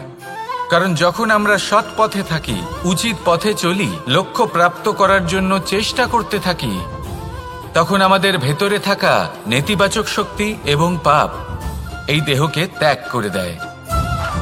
আর এই অনুভূতিটাই আমাদের দুঃখের অনুভূতি দেয়, কষ্ট দেয়। এবার সেখানে যদি আমরা কুপথে চলি, অনুচিত পথে চলতে থাকি, তাহলে আমাদের ভেতরে থাকা পুণ্য এবং ধনাত্মক শক্তি আমাদের দেহ ত্যাগ করে দেয়। আর এই অনুভূতির কারণেই আমরা সুখ অনুভব করি। কিন্তু কখনো ভাববেন যে এই সুখ বেশি সময় পর্যন্ত থাকে না। সেই জন্য সবসময় মনে রাখবেন, যদি আপনি জানেন যে এটাই আপনার লক্ষ্য, এটাই উচিত পথ, শুভ পথ, তাতে নিরন্তরভাবে এগিয়ে যেতে চেষ্টা করতে থাকুন। এই কষ্ট আপনাকে সুখের পরাকাষ্ঠায় কখন পৌঁছে দেবে তা আপনি জানতেই পারবেন না। আসুন আমার সাথে ভালোবেসে বলুন, রাধা রাধা।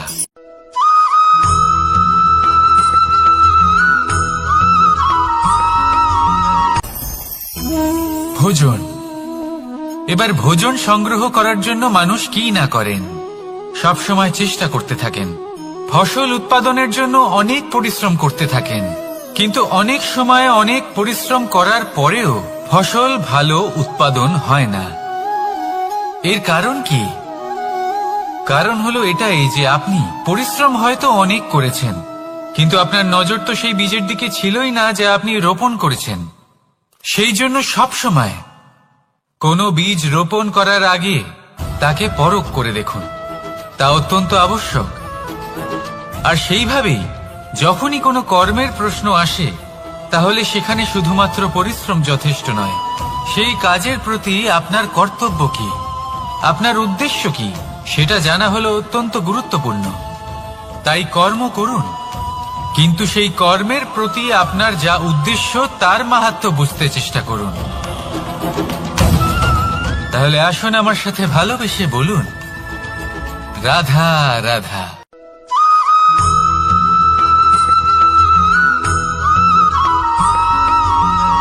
পিতা আর পুত্রের সম্পর্ক অত্যন্ত মধুর হয়ে থাকে।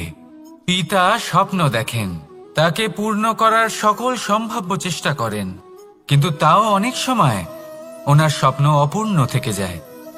তখন পিতা ভাবেন যে স্বপ্ন উনি পূর্ণ করতে পারেননি, ওনার সন্তান তা অবশ্যই পূরণ করবে। যে স্থানে উনি কখনো পৌঁছতে পারেননি, সেই স্থানে ওনার পুত্র অবশ্যই পৌঁছবে। পিতা নিজের সন্তানের ভবিষ্যৎ নিয়ে সেই স্বপ্ন দেখেন, আর যখন সেই সন্তান সামনে এগোতে থাকে তখন তার দুঃখ হয় না, বরং গর্ব হয়। ওনার ভালো লাগে এটা দেখে যে ওনার সন্তান অনেক উন্নতি করছে। কিন্তু যখন সন্তান নিজের অভিভাবকের শক্তি দেখে, তার যশ দেখে হিংসা করতে থাকে, সমস্যা সেইখানেই শুরু হয়। সেই জন্য সকল সন্তানকে এটা মনে রাখতে হবে, দেখুন, পুত্র হবার সুবাদে, এক সন্তান হবার সুবাদে এটা হলো আপনার অধিকার যে আপনি আপনার পিতার থেকে বেশি উন্নতি করবেন। আপনার পিতাও এটাই চান, কিন্তু সুস্থভাবে এটা করুন। একটা রেখা টেনে নিন যাতে আপনি তাতে এগোতে পারেন আর আপনার পিতার তাতে গর্ববোধ হয়, আর সেই বিষয়ে দুঃখ না হয় যে আমার সন্তান আমাকেই ছোট করার চেষ্টা করছে। ইতিহাস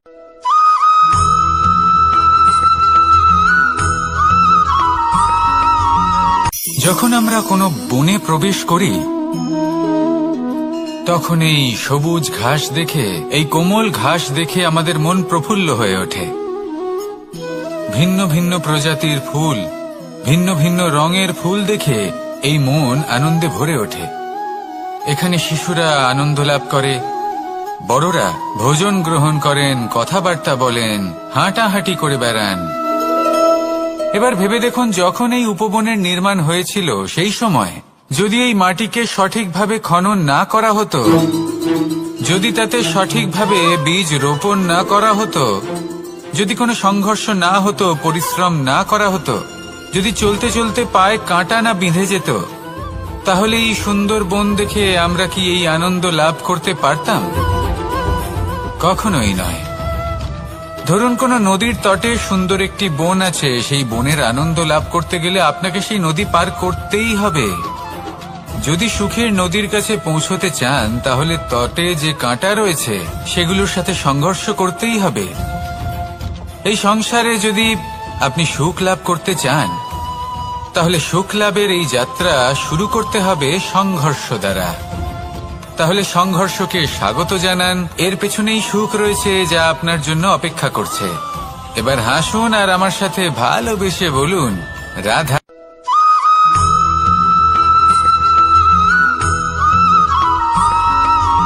জীবনে অগ্রসর হওয়ার জন্য আমাদের কাকে প্রয়োজন হয়?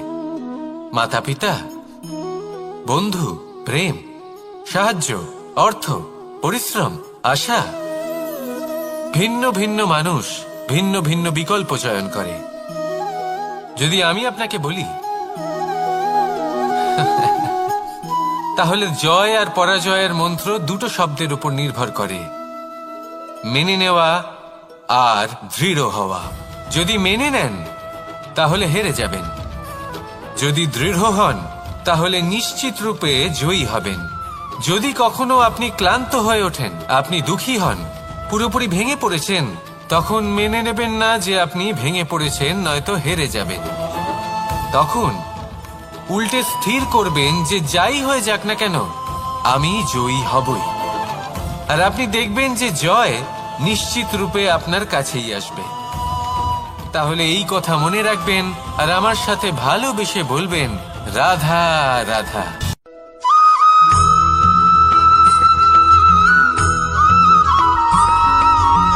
এই সংসারে সব থেকে বড় ব্যক্তি কে? আপনি বলবেন, এই কেমন ধরনের প্রশ্ন? কিন্তু এটা হলো সব থেকে উচিত প্রশ্ন। কেউ এর উত্তর দেবে যে সেই মহাপ্রতাপী রাজা, তিনি হলেন সব থেকে বড় ব্যক্তি, সেই বড় রাজনীতিবিদ, তিনিই সব থেকে বড় ব্যক্তি। আমি আপনাকে জানাই যে সংসারের সব থেকে বড় ব্যক্তি হলেন তিনি, যার সাথে দেখা করলে আপনি নিজেকে ছোট মনে করবেন না। কোনো ব্যক্তি যিনি সবথেকে বেশি শক্তিশালী, আপনি যদি তার সামনে যান তাহলে উনি আপনার অন্তরের শক্তিকে বাইরে বের করে আনবে, আপনার অন্তরের লুকিয়ে থাকা শক্তিকে জাগ্রত করতে প্রেরণা প্রদান করবে। তিনি হলেন বড় ব্যক্তি, তিনি হলেন মহান ব্যক্তি। তিনি নন যিনি নিজের বল এবং ঐশ্বর্য দ্বারা আপনাকে তার সামনে ছোট প্রমাণ করবেন।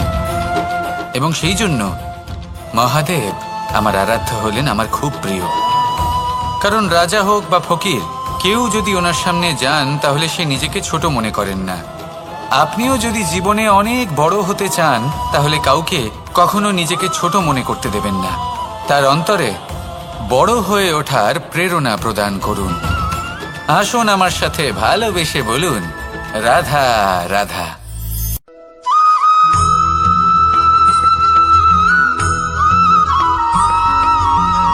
মানুষের মানসিকতা এমন হয় যে সে যতটা করে আশা করে যে তার থেকে অনেক বেশি তার বদলে সে পাবে। দেখুন, সবকিছুই আপনার ভাবনা চিন্তার উপর নির্ভর করছে। আপনি যদি ফলের বিষয়ে ভেবে কর্ম করতে থাকেন তাহলে সেটা অনুচিত। জীবনের আসল আনন্দ হলো নিজের কর্ম করতে থাকা, ফলের চিন্তা করা উচিত নয়। যদি আপনি এরকম ভাবেন যে আমি এতটা করছি, আমার এতটা পাওয়া উচিত, সেই ভাবনা অনুচিত। যদি আপনি সেবার মানসিকতা নিয়ে কর্ম করতে থাকেন, কর্মচক্রে প্রবাহিত হন, যদি আপনি এমন ভাবনা রাখেন যে আমি এতটা পাচ্ছি তাই এর থেকে অনেক বেশি আমি কর্ম করব, তাহলে নিশ্চিত রূপে আপনি যতটা করছেন তার থেকে অনেক বেশি আপনি পাবেন। আপনার আশার থেকে অনেক বেশি আপনি পাবেন। শুধু জীবনে অনেক বেশি কাজ করতে থাকুন, ফলের চিন্তা করবেন না। আর মনে রাখবেন, এই ভাবনাই সব থেকে বড় বীজ। কর্মের উপর বিশ্বাস রাখুন। জীবনে যা যা আপনি চান সবই সুখময় হবে। আসুন আর আমার সাথে ভালোবেসে বলুন, রাধা রাধা।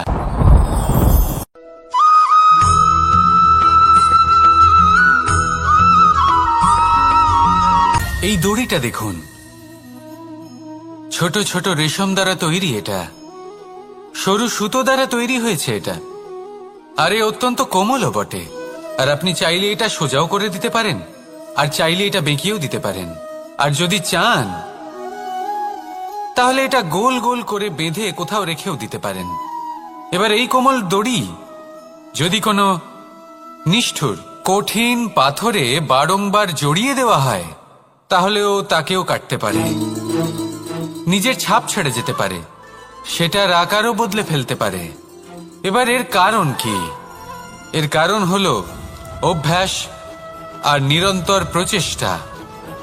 যদি আপনিও চেষ্টা করেন আর নিরন্তর কর্ম করে যান, তাহলে আপনার প্রারব্ধ পাথরের মতো কঠিনই হোক না কেন, তাতে ভাঙন ধরিয়েও আপনি নিজের লক্ষ্যে অবশ্যই পৌঁছতে পারবেন। একটা গুরুত্বপূর্ণ কথা মনে রাখবেন, সুকর্মের অভ্যাস আর নিরন্তর প্রয়াস, এই হলো সাফল্যের মন্ত্র। তাহলে জীবনে এই মন্ত্র আনুন আর আমার সাথে ভালোবেসে বলুন, রাধা রাধা।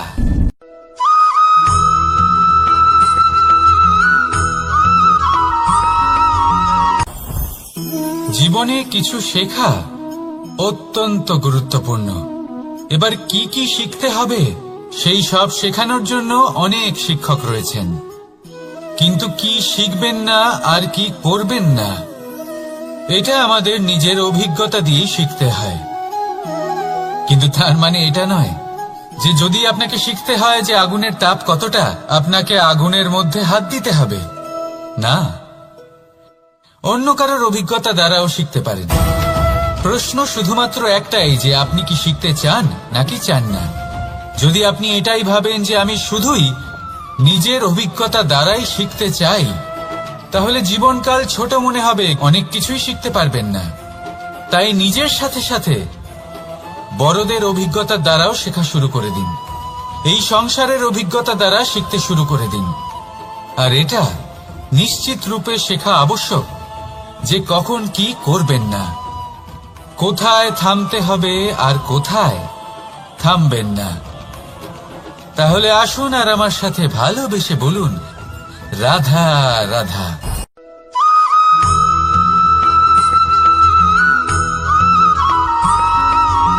মানুষের একটি সমস্যা আছে যে মানুষ সাফল্যকে মাপতে থাকেন, লক্ষ্যপ্রাপ্তিকে মাপতে থাকেন এবং তার তুলনা করতে থাকেন যে ও এত কিছু পেল আর আমি পেলাম না, ওর কাছে এত কিছু আছে কিন্তু আমার কাছে নেই। এই তুলনা করার জন্য ওনারা দুঃখী হয়ে পড়েন, নিরাশ হয়ে পড়েন। তাই আমি একটা প্রশ্ন করছি যে এটা কি উচিত? এই সংসারে আপনি কি নিয়ে তুলনা করবেন যেখানে সূর্যদেব চন্দ্রমা দুজনেই আছেন, দুজনেই হলেন বিশেষ, দুজনেই নিজ নিজ সময়ে উদিত হন। এদের মধ্যে একজন না থাকলে তাহলে আমাদের জীবন কঠিন হয়ে পড়বে। ঠিক সেইভাবেই আপনি যদি একটা বড় রেখা অঙ্কন করেন তাহলে অন্য রেখাটি ছোট হয়ে পড়ে না, সে তেমনই থাকে যেমনটা সে ছিল। আপনার অস্তিত্ব কখনো ছোট বা বড় হতে পারে না, শুধু তুলনা করার জন্য আপনার এটা মনে হতে পারে। যদি আপনি যুদ্ধ করতে চান আপনার তলোয়ারের প্রয়োজন পড়বে, যদি বস্ত্র তৈরি করতে চান এত বড় তলোয়ার দিয়ে কিছুই হবে না, তখন প্রয়োজন পড়বে একটা ছোট্ট সূচের। তাই তুলনা করবেন না, না নিজেকে ছোট মনে করবেন না অন্য কাউকে।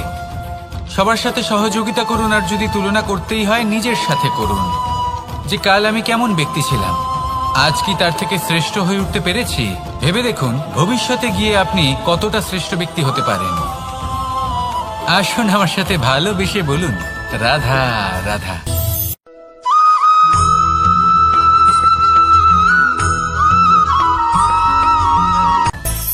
মানুষের মধ্যে একটা বিচিত্র প্রবৃত্তি থাকে অন্য সকলের বিষয়ে, তাদের জীবনের বিষয়ে, তাদের ব্যক্তিত্বের বিষয়ে, তাদের ভবিষ্যতের বিষয়ে অনুমান করা। এটা হলো অনুচিত। কারোর অতীতকালকে দেখে লোকে ভবিষ্যৎ বলে দিতে পারেন, বর্তমানকে দেখে ভবিষ্যতের বিষয়ে অনুমান করে ফেলেন। উদাহরণ দিতে হলে বলবো কোনো দাসকে দেখুন, ওকে দেখে লোকে বলে যে ওর ভবিষ্যৎ সেটাই হতে পারে, অনুমান করে ফেলেন। আর এই রাজাকে দেখুন, উনি তো কত সুখী হবেন, উনি তো জগতের সব থেকে অধিক সুখী মানুষ, কত সুখ সুবিধা আছে ওনার কাছে, ধারণা করে ফেলেন। তবে সত্য তো এটাই যে কারোর ব্যক্তিত্বের বিষয়ে, তাদের ভবিষ্যতের বিষয়ে আপনি পূর্ণ সত্য কখনোই বলতে পারবেন না, শুধু অনুমান করতে পারবেন। আর এই অনুমান করে সত্যি কোনো লাভ হয় না, কারণ এই কাল সেটা হলো অত্যন্ত শক্তিশালী। কালো থেকে কালোতর কয়লাকেও হিরেতে পরিণত করতে পারে, অনেক বড় বড় রাজাকেও বিদূষক বানিয়ে ফেলতে পারে এক মুহূর্তেই। তাহলে আপনি অনুমান করে কি লাভ? কি পেলেন অনুমান করে? সেই জন্য কারোর বিষয়ে কোনো অনুমান করবেন না, তার ভবিষ্যতের বিষয়ে অনুমান করতে যাবেন না, কারোর বিষয়ে কোনো ধারণা করে নেবেন না। কিছু করতে হলে ভালোবাসুন, সবার মধ্যে ভালোবাসা ছড়ান, সবার মধ্যে ধন্যাত্মক ভাব ছড়ান। এই মন প্রসন্ন হয়ে বলবে রাধা রাধা।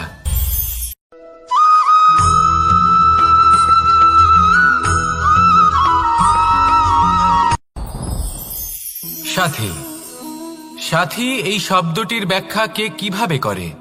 মিত্র, সখা, বন্ধু, কিন্তু অর্থ একটাই, তিনি যিনি আপনার সঙ্গী হন আর তিনি যার সাথী আপনি হন। এবার সব থেকে বড় প্রশ্ন হলো এটাই যে তিনি কে হতে পারেন যাকে আপনি আপনার সাথী বলে মেনে নিতে পারেন, নিজের সখা, নিজের মিত্র, নিজের বন্ধু মেনে নিতে পারেন। আপনার সাথী হলেন তিনি যিনি দুঃখের সময় আপনার পাশে থাকবেন, আপনার হাত ধরে থাকবেন। আপনার সাথী হলেন তিনি যার হাত আপনি নিজের সুখের দিনে ধরে থাকবেন।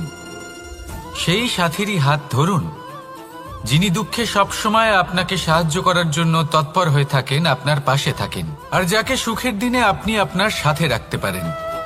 আর যখন আপনার সাথে আপনার এই সাথী থাকবে তখন আপনি এটা বুঝবেন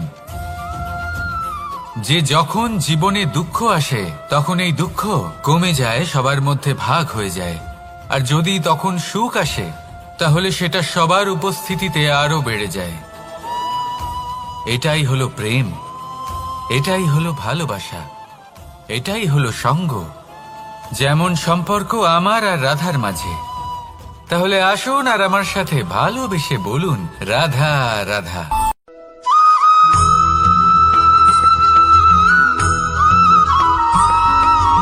আমাদের শরীর প্রকৃতির সর্বশ্রেষ্ঠ রচনা। যে অঙ্গ প্রত্যঙ্গ আমরা লাভ করেছি প্রত্যেকটির মধ্যে একটি নিজস্ব বার্তা রয়েছে। একটু ভেবে দেখুন, দুটি চোখ দিয়েছে দেখার জন্য, দুটি কান দিয়েছে শোনার জন্য, নাসিকাও আছে দুটি, দুটি হাত দিয়েছে দ্বিগুণ পরিশ্রম করার জন্য, কিন্তু জীব শুধুমাত্র একটি। তার উপরেও তীক্ষ্ণ বলিষ্ঠ দাঁত দিয়েছে তার রক্ষার জন্য। কখনো ভেবে দেখেছেন কেন?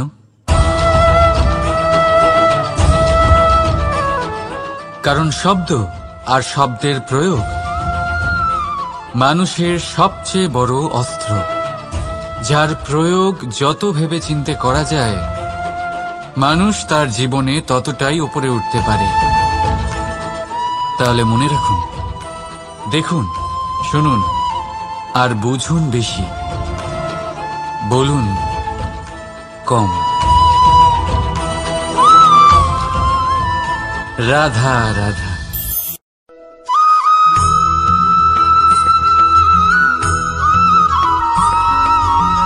এই সংসারে সব থেকে বড় ব্যক্তি কে? আপনি বলবেন এই কেমন ধরনের প্রশ্ন, কিন্তু এটা হলো সব থেকে উচিত প্রশ্ন। কেউ এর উত্তর দেবে যে সেই মহাপ্রতাপী রাজা, তিনি হলেন সব থেকে বড় ব্যক্তি, সেই বড় রাজনীতিবিদ, তিনিই সব থেকে বড় ব্যক্তি।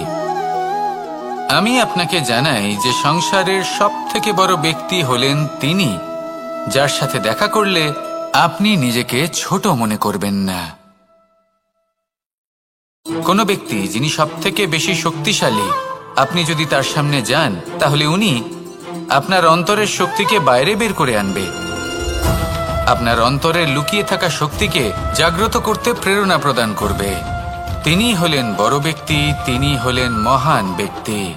তিনি নন যিনি নিজের বল এবং ঐশ্বর্য দ্বারা আপনাকে তার সামনে ছোট প্রমাণ করবেন।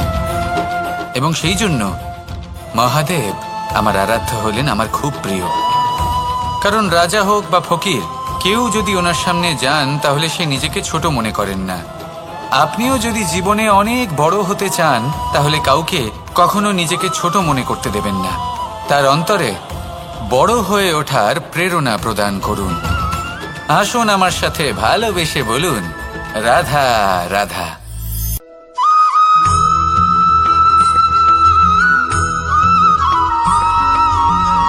পুরুষার্থ। শাস্ত্রে 4 ধরনের পুরুষার্থের কথা বলা হয়েছে। প্রথম হলো ধর্ম। আপনি কি জানেন এই ধর্ম আসলে কি? আপনার কি মনে হয় ধর্ম আসলে কি? কোনো বিশেষ ঈশ্বরকে মানাই কি ধর্ম বলা হয়? নাকি কোনো বিশেষ রীতি পালন করাই হলো ধর্ম? নাকি কোনো বিশেষ সাহিত্যকে সর্বশ্রেষ্ঠ মনে করাই হলো ধর্ম? না, ধর্ম হলো সেটা যাকে ধারণ করা যেতে পারে। আর ধারণ শুধু সেটাই করা যায় যা পবিত্র। পবিত্র শুধু তাকেই বলা হয় যা নিঃস্বার্থ, যার মধ্যে শাসন করার কোনো ইচ্ছে নেই, যা সরলভাবেই প্রবাহমান, জল এবং বায়ুর মতো। যখন কোনো ব্যক্তি ধর্মকে ধারণ করেন এবং সেই ধর্ম সেই ব্যক্তিকে রক্ষা করে, তখন তাকে ধর্ম বলা হয়। ধর্ম যা রক্ষা করে অহংকার থেকে, খারাপ চিন্তার হাত থেকে। সেই জন্য পুরুষার্থ গড়ে তোলার আগে, ধর্ম পালন করার আগে ধর্মের প্রকৃত অর্থ কি সেটা বুঝে নিন। এটা জেনে রাখুন যে সমস্ত ধর্মের আধার, সমস্ত ধর্মের ভিত শুধুমাত্র ভালোবাসা। আসুন আর এই ভালোবাসার সাথেই বলুন, রাধা রাধা।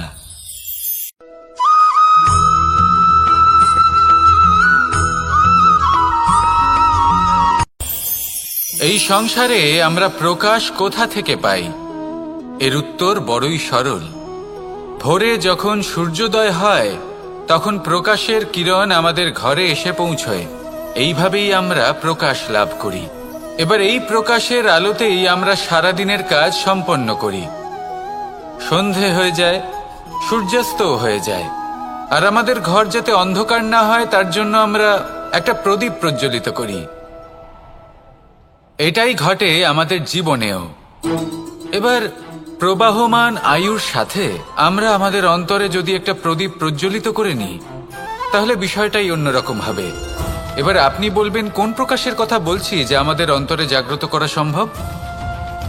আমাদের আত্মার মাঝে প্রেমের প্রকাশ জাগ্রত করার কথা বলছি। কারণ আমাদের এই জীবন এও হলো দিনের আলোর মতো। আজ প্রকাশ আছে, কিন্তু কোনোদিন অবশ্যই অস্ত হবে। কিন্তু অস্ত হবার আগে যদি আমরা আমাদের আত্মার মাঝে প্রেমের এই প্রকাশ উজ্জ্বলিত করে নিই, তাহলে আমাদের সন্ধ্যাকালও আমরা আনন্দে এবং প্রেমে যাপন করব। তাহলে আসুন আর আমার সাথে ভালোবেসে বলুন, রাধা রাধা।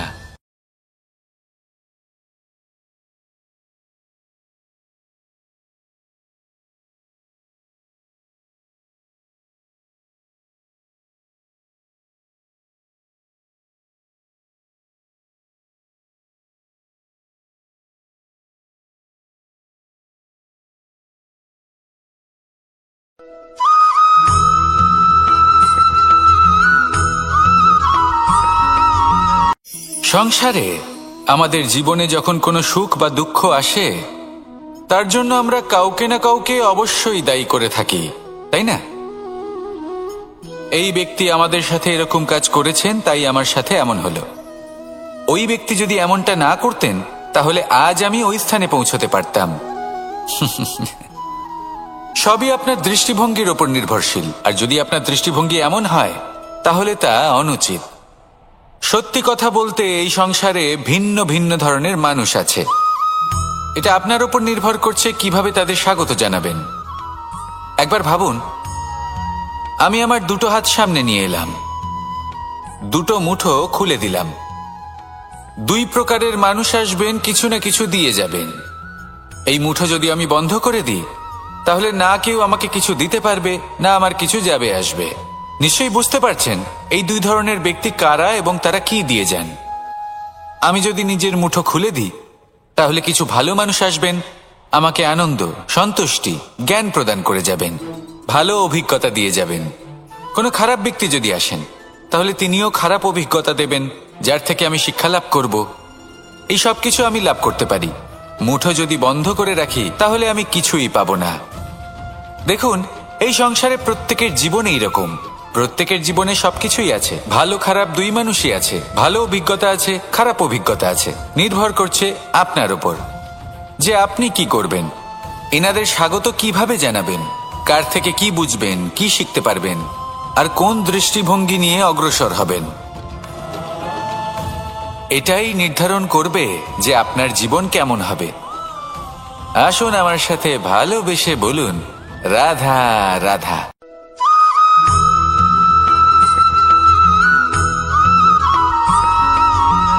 ভালো, শুধু ওনাদের কঠোর ব্যবহার দেখলে আমরা একটু ভয় পেয়ে যাই। এবার ওনাদের এই কঠোর ব্যবহার আমাদের ভালো না লাগলেও অত্যন্ত আবশ্যক।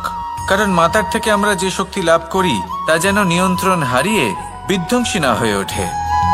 আমরা যেন কোনো কুপথে না চলে যাই, আমরা কখনো যেন দোষ না করে ফেলি। শুধু সেই জন্য পিতা এবং গুরু একটু কঠোর হয়ে ওঠেন, এবং ওনাদের এই কঠোর আচরণ ভবিষ্যতে গিয়ে আমরা অবশ্যই বুঝতে পারি। জীবনে কিছু বছর আমরা এগিয়ে যাই, আর তারপর আমরা বুঝতে পারি যে বাবা এবং গুরু আমাদের যথেষ্ট ভালোবাসতেন, কিন্তু ওনাদের ভালোবাসার বহিঃপ্রকাশ আলাদা। প্রয়োজনীয় হলো এটা দেখার, এটা বোঝার যে শুরু থেকে আমাদের প্রতি ওনাদের আচরণ কেমন ছিল। ওনাদের কঠোর হওয়ার পেছনে ওনাদের ভালোবাসাটা বোঝার চেষ্টা করুন, ওনাদের চিন্তাটা বোঝার চেষ্টা করুন, ওনাদের পথপ্রদর্শনের আড়ালে আপনার ভবিষ্যতের জন্য যে পরিকল্পনা ওনারা করেছেন সেটা বোঝার চেষ্টা করুন। তখন আপনারা বুঝতে পারবেন ওনাদের ভালোবাসাকে। আপনার মনের মধ্যে আপনা থেকেই ওনাদের প্রতি সম্মান জেগে উঠবে। নিজের পিতা এবং নিজের গুরু এই দুজনের প্রতি কৃতজ্ঞতা প্রকাশ করুন, আর আমার সাথে ভালোবেসে বলুন, রাধা রাধা।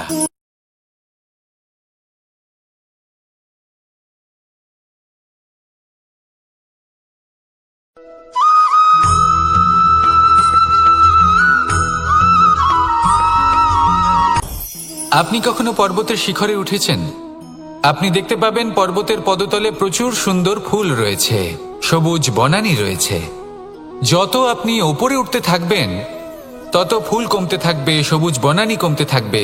আরো কিছুটা ওপরে উঠলে কাঁটা জাতীয় গাছ দেখতে পাবেন, শুকনো গাছ দেখতে পাবেন। আরো যদি ওপরে ওঠেন তাহলে পাষাণ দেখতে পাবেন। আরো ওপরে উঠলে হিমখণ্ড দেখতে পাবেন। এই যে পর্বত, তা মনুষ্য জীবনের সব থেকে উত্তম উদাহরণ। মানুষ যখন সাফল্যের শিখরে পৌঁছতে চান, মহানুভবতার শিখরে পৌঁছতে চান, পথে যত আস্তে আস্তে উপরে উঠতে থাকেন ততই ভৌতিক বস্তু তার থেকে বিচ্ছিন্ন হতে থাকে। যদি তিনি সেই ভৌতিক বস্তুগুলি ত্যাগ না করতে পারেন তাহলে কখনোই সেই স্থানে পৌঁছতে পারবেন না। আর মানুষ যদি উচিত ত্যাগ করতে পারেন, পথে অগ্রসর হতে থাকেন, এগোতে থাকেন, তাহলে একদিন না একদিন তিনি মহানুভবতার, জ্ঞানের, সাফল্যের হিমের স্বাদ অবশ্যই লাভ করবেন। মনে রাখবেন, মানব জীবনে ত্যাগ হলো অত্যন্ত গুরুত্বপূর্ণ অংশ। আসুন আমার সাথে ভালোবেসে বলুন, রাধা রাধা।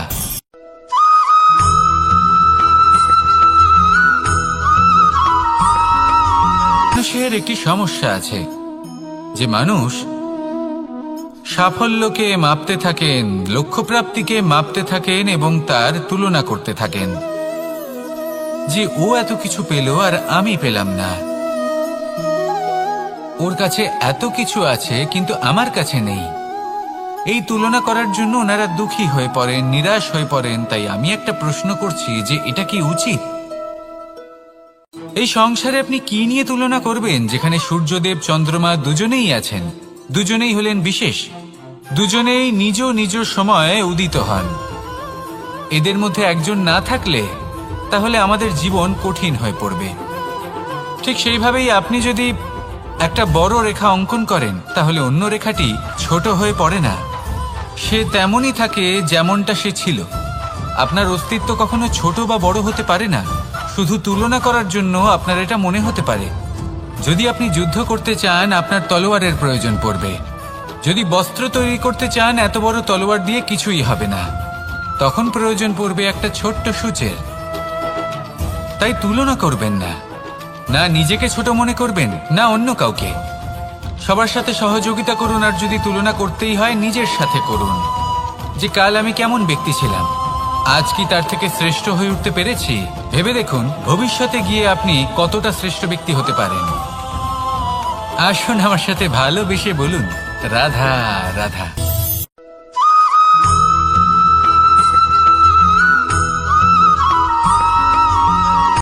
জীবন কিসের উপর নির্ভরশীল? ধনের ওপর, বৈভবের অনুভব যদি আপনি করতে চান তাহলে তা পাবেন শুধু একতার দ্বারা, সংগঠনের দ্বারা। যদি আপনাকে উদাহরণ দিই, নিজের এই হাতটাকে দেখুন, 5টা আঙুল রয়েছে। কোনো একটা বস্তুকে নিজের একটা আঙুল দ্বারা তুলে ধরার চেষ্টা করে দেখুন, বড়ই কষ্ট হবে। তখন আপনি বুঝতে পারবেন যখন এই 5টি আঙুল একত্রিত হয় তখন কোনো কাজ কতটা সহজ হতে পারে। এটাই হলো শক্তি, একতার। সব থেকে ভালো উদাহরণ যদি আপনাকে দিই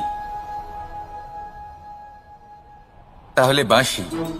এই বাঁশি থেকে অত্যন্ত মধুর সুর নির্গত হয় যা সবার মন প্রসন্ন করে দেয়। এই কথা সত্যি, কিন্তু এই বাঁশি আমি একটা বা দুটো আঙুল দিয়ে বাজাতে পারবো না।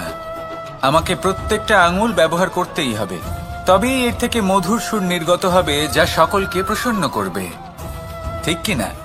ঠিক এইভাবেই যদি আপনি চান যে আপনার জীবনরূপী বাঁশি থেকেও মধুর সুর নির্গত হোক বা সবার মনকে প্রসন্ন করে তুলুক, তাহলে আপনাকেও জীবনে একতা নিয়ে আসতেই হবে।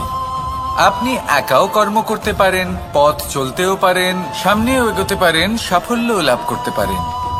কিন্তু যখন সকলে একসাথে এগোবেন, সেই পথে চলবেন, সেই কর্মই করবেন, তখন লক্ষ্যে অবশ্যই পৌঁছবেন, সাফল্য অবশ্যই লাভ করবেন। কিন্তু সেই সাফল্য এবং তার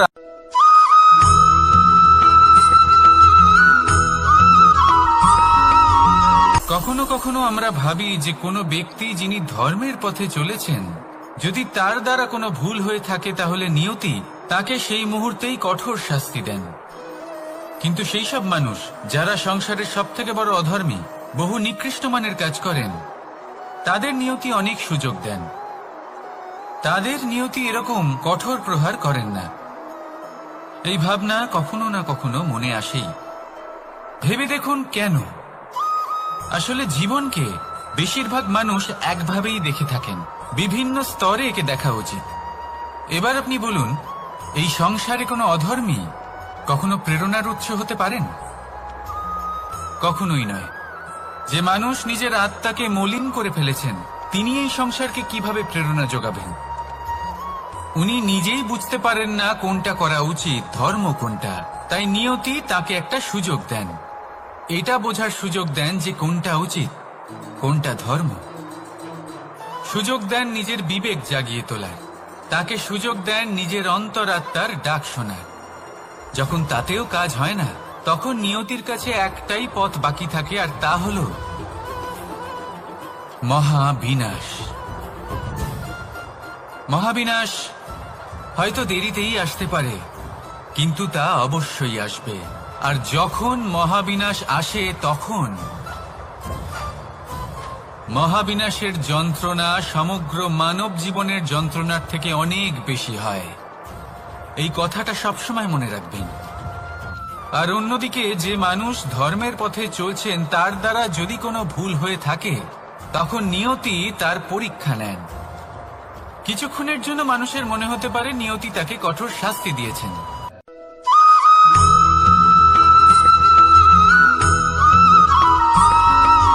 প্রত্যেক মানুষ নিজের জীবনে হীরক তথা হীরে এবং দর্পণ এই দুই দেখেছেন।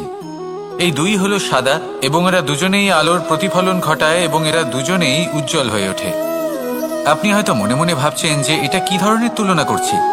একটা হীরে তো রত্ন, তার মূল্য দর্পণের থেকে অনেক গুণ বেশি। কিন্তু হীরে থাকাতে দর্পণের মূল্য কিন্তু কোনো অংশে কমে যায় না, তাই না? মানুষ যখন হীরে নিজের হাতে নেয়, তখন সবার আগে কি খোঁজে? দর্পণ, যাতে তার মধ্যে দিয়ে দেখে সে বুঝতে পারে যে সেই হীরে আদৌ তার শোভাবর্ধন করছে কিনা, তাকে ভালো দেখাচ্ছে কিনা, প্রসাধনের জন্য সেটা ব্যবহার করা ঠিক হবে কিনা। অর্থাৎ হীরের উপস্থিতিতে দর্পণের গুরুত্ব কম হলো না, দর্পণের কারণে হীরের মূল্য বোঝা গেল। আমাদের জীবনেও ঠিক এরকমই ঘটে। আপনারা যদি সংসারে নিজের আশেপাশে দেখেন, এমন অনেক মানুষ দেখতে পাবেন যারা নিজেদের ক্ষেত্রে মহান স্থানে পৌঁছেছেন, নিপুণ এবং শ্রেষ্ঠ হয়েছেন। আর তাদের মধ্যে আপনার নিজের মনে হয় যেন আপনি তাহলে নিজেকে ছোট মনে করবেন না। আসুন আর আমার সাথে ভালোবেসে বলুন, রাধা রাধা।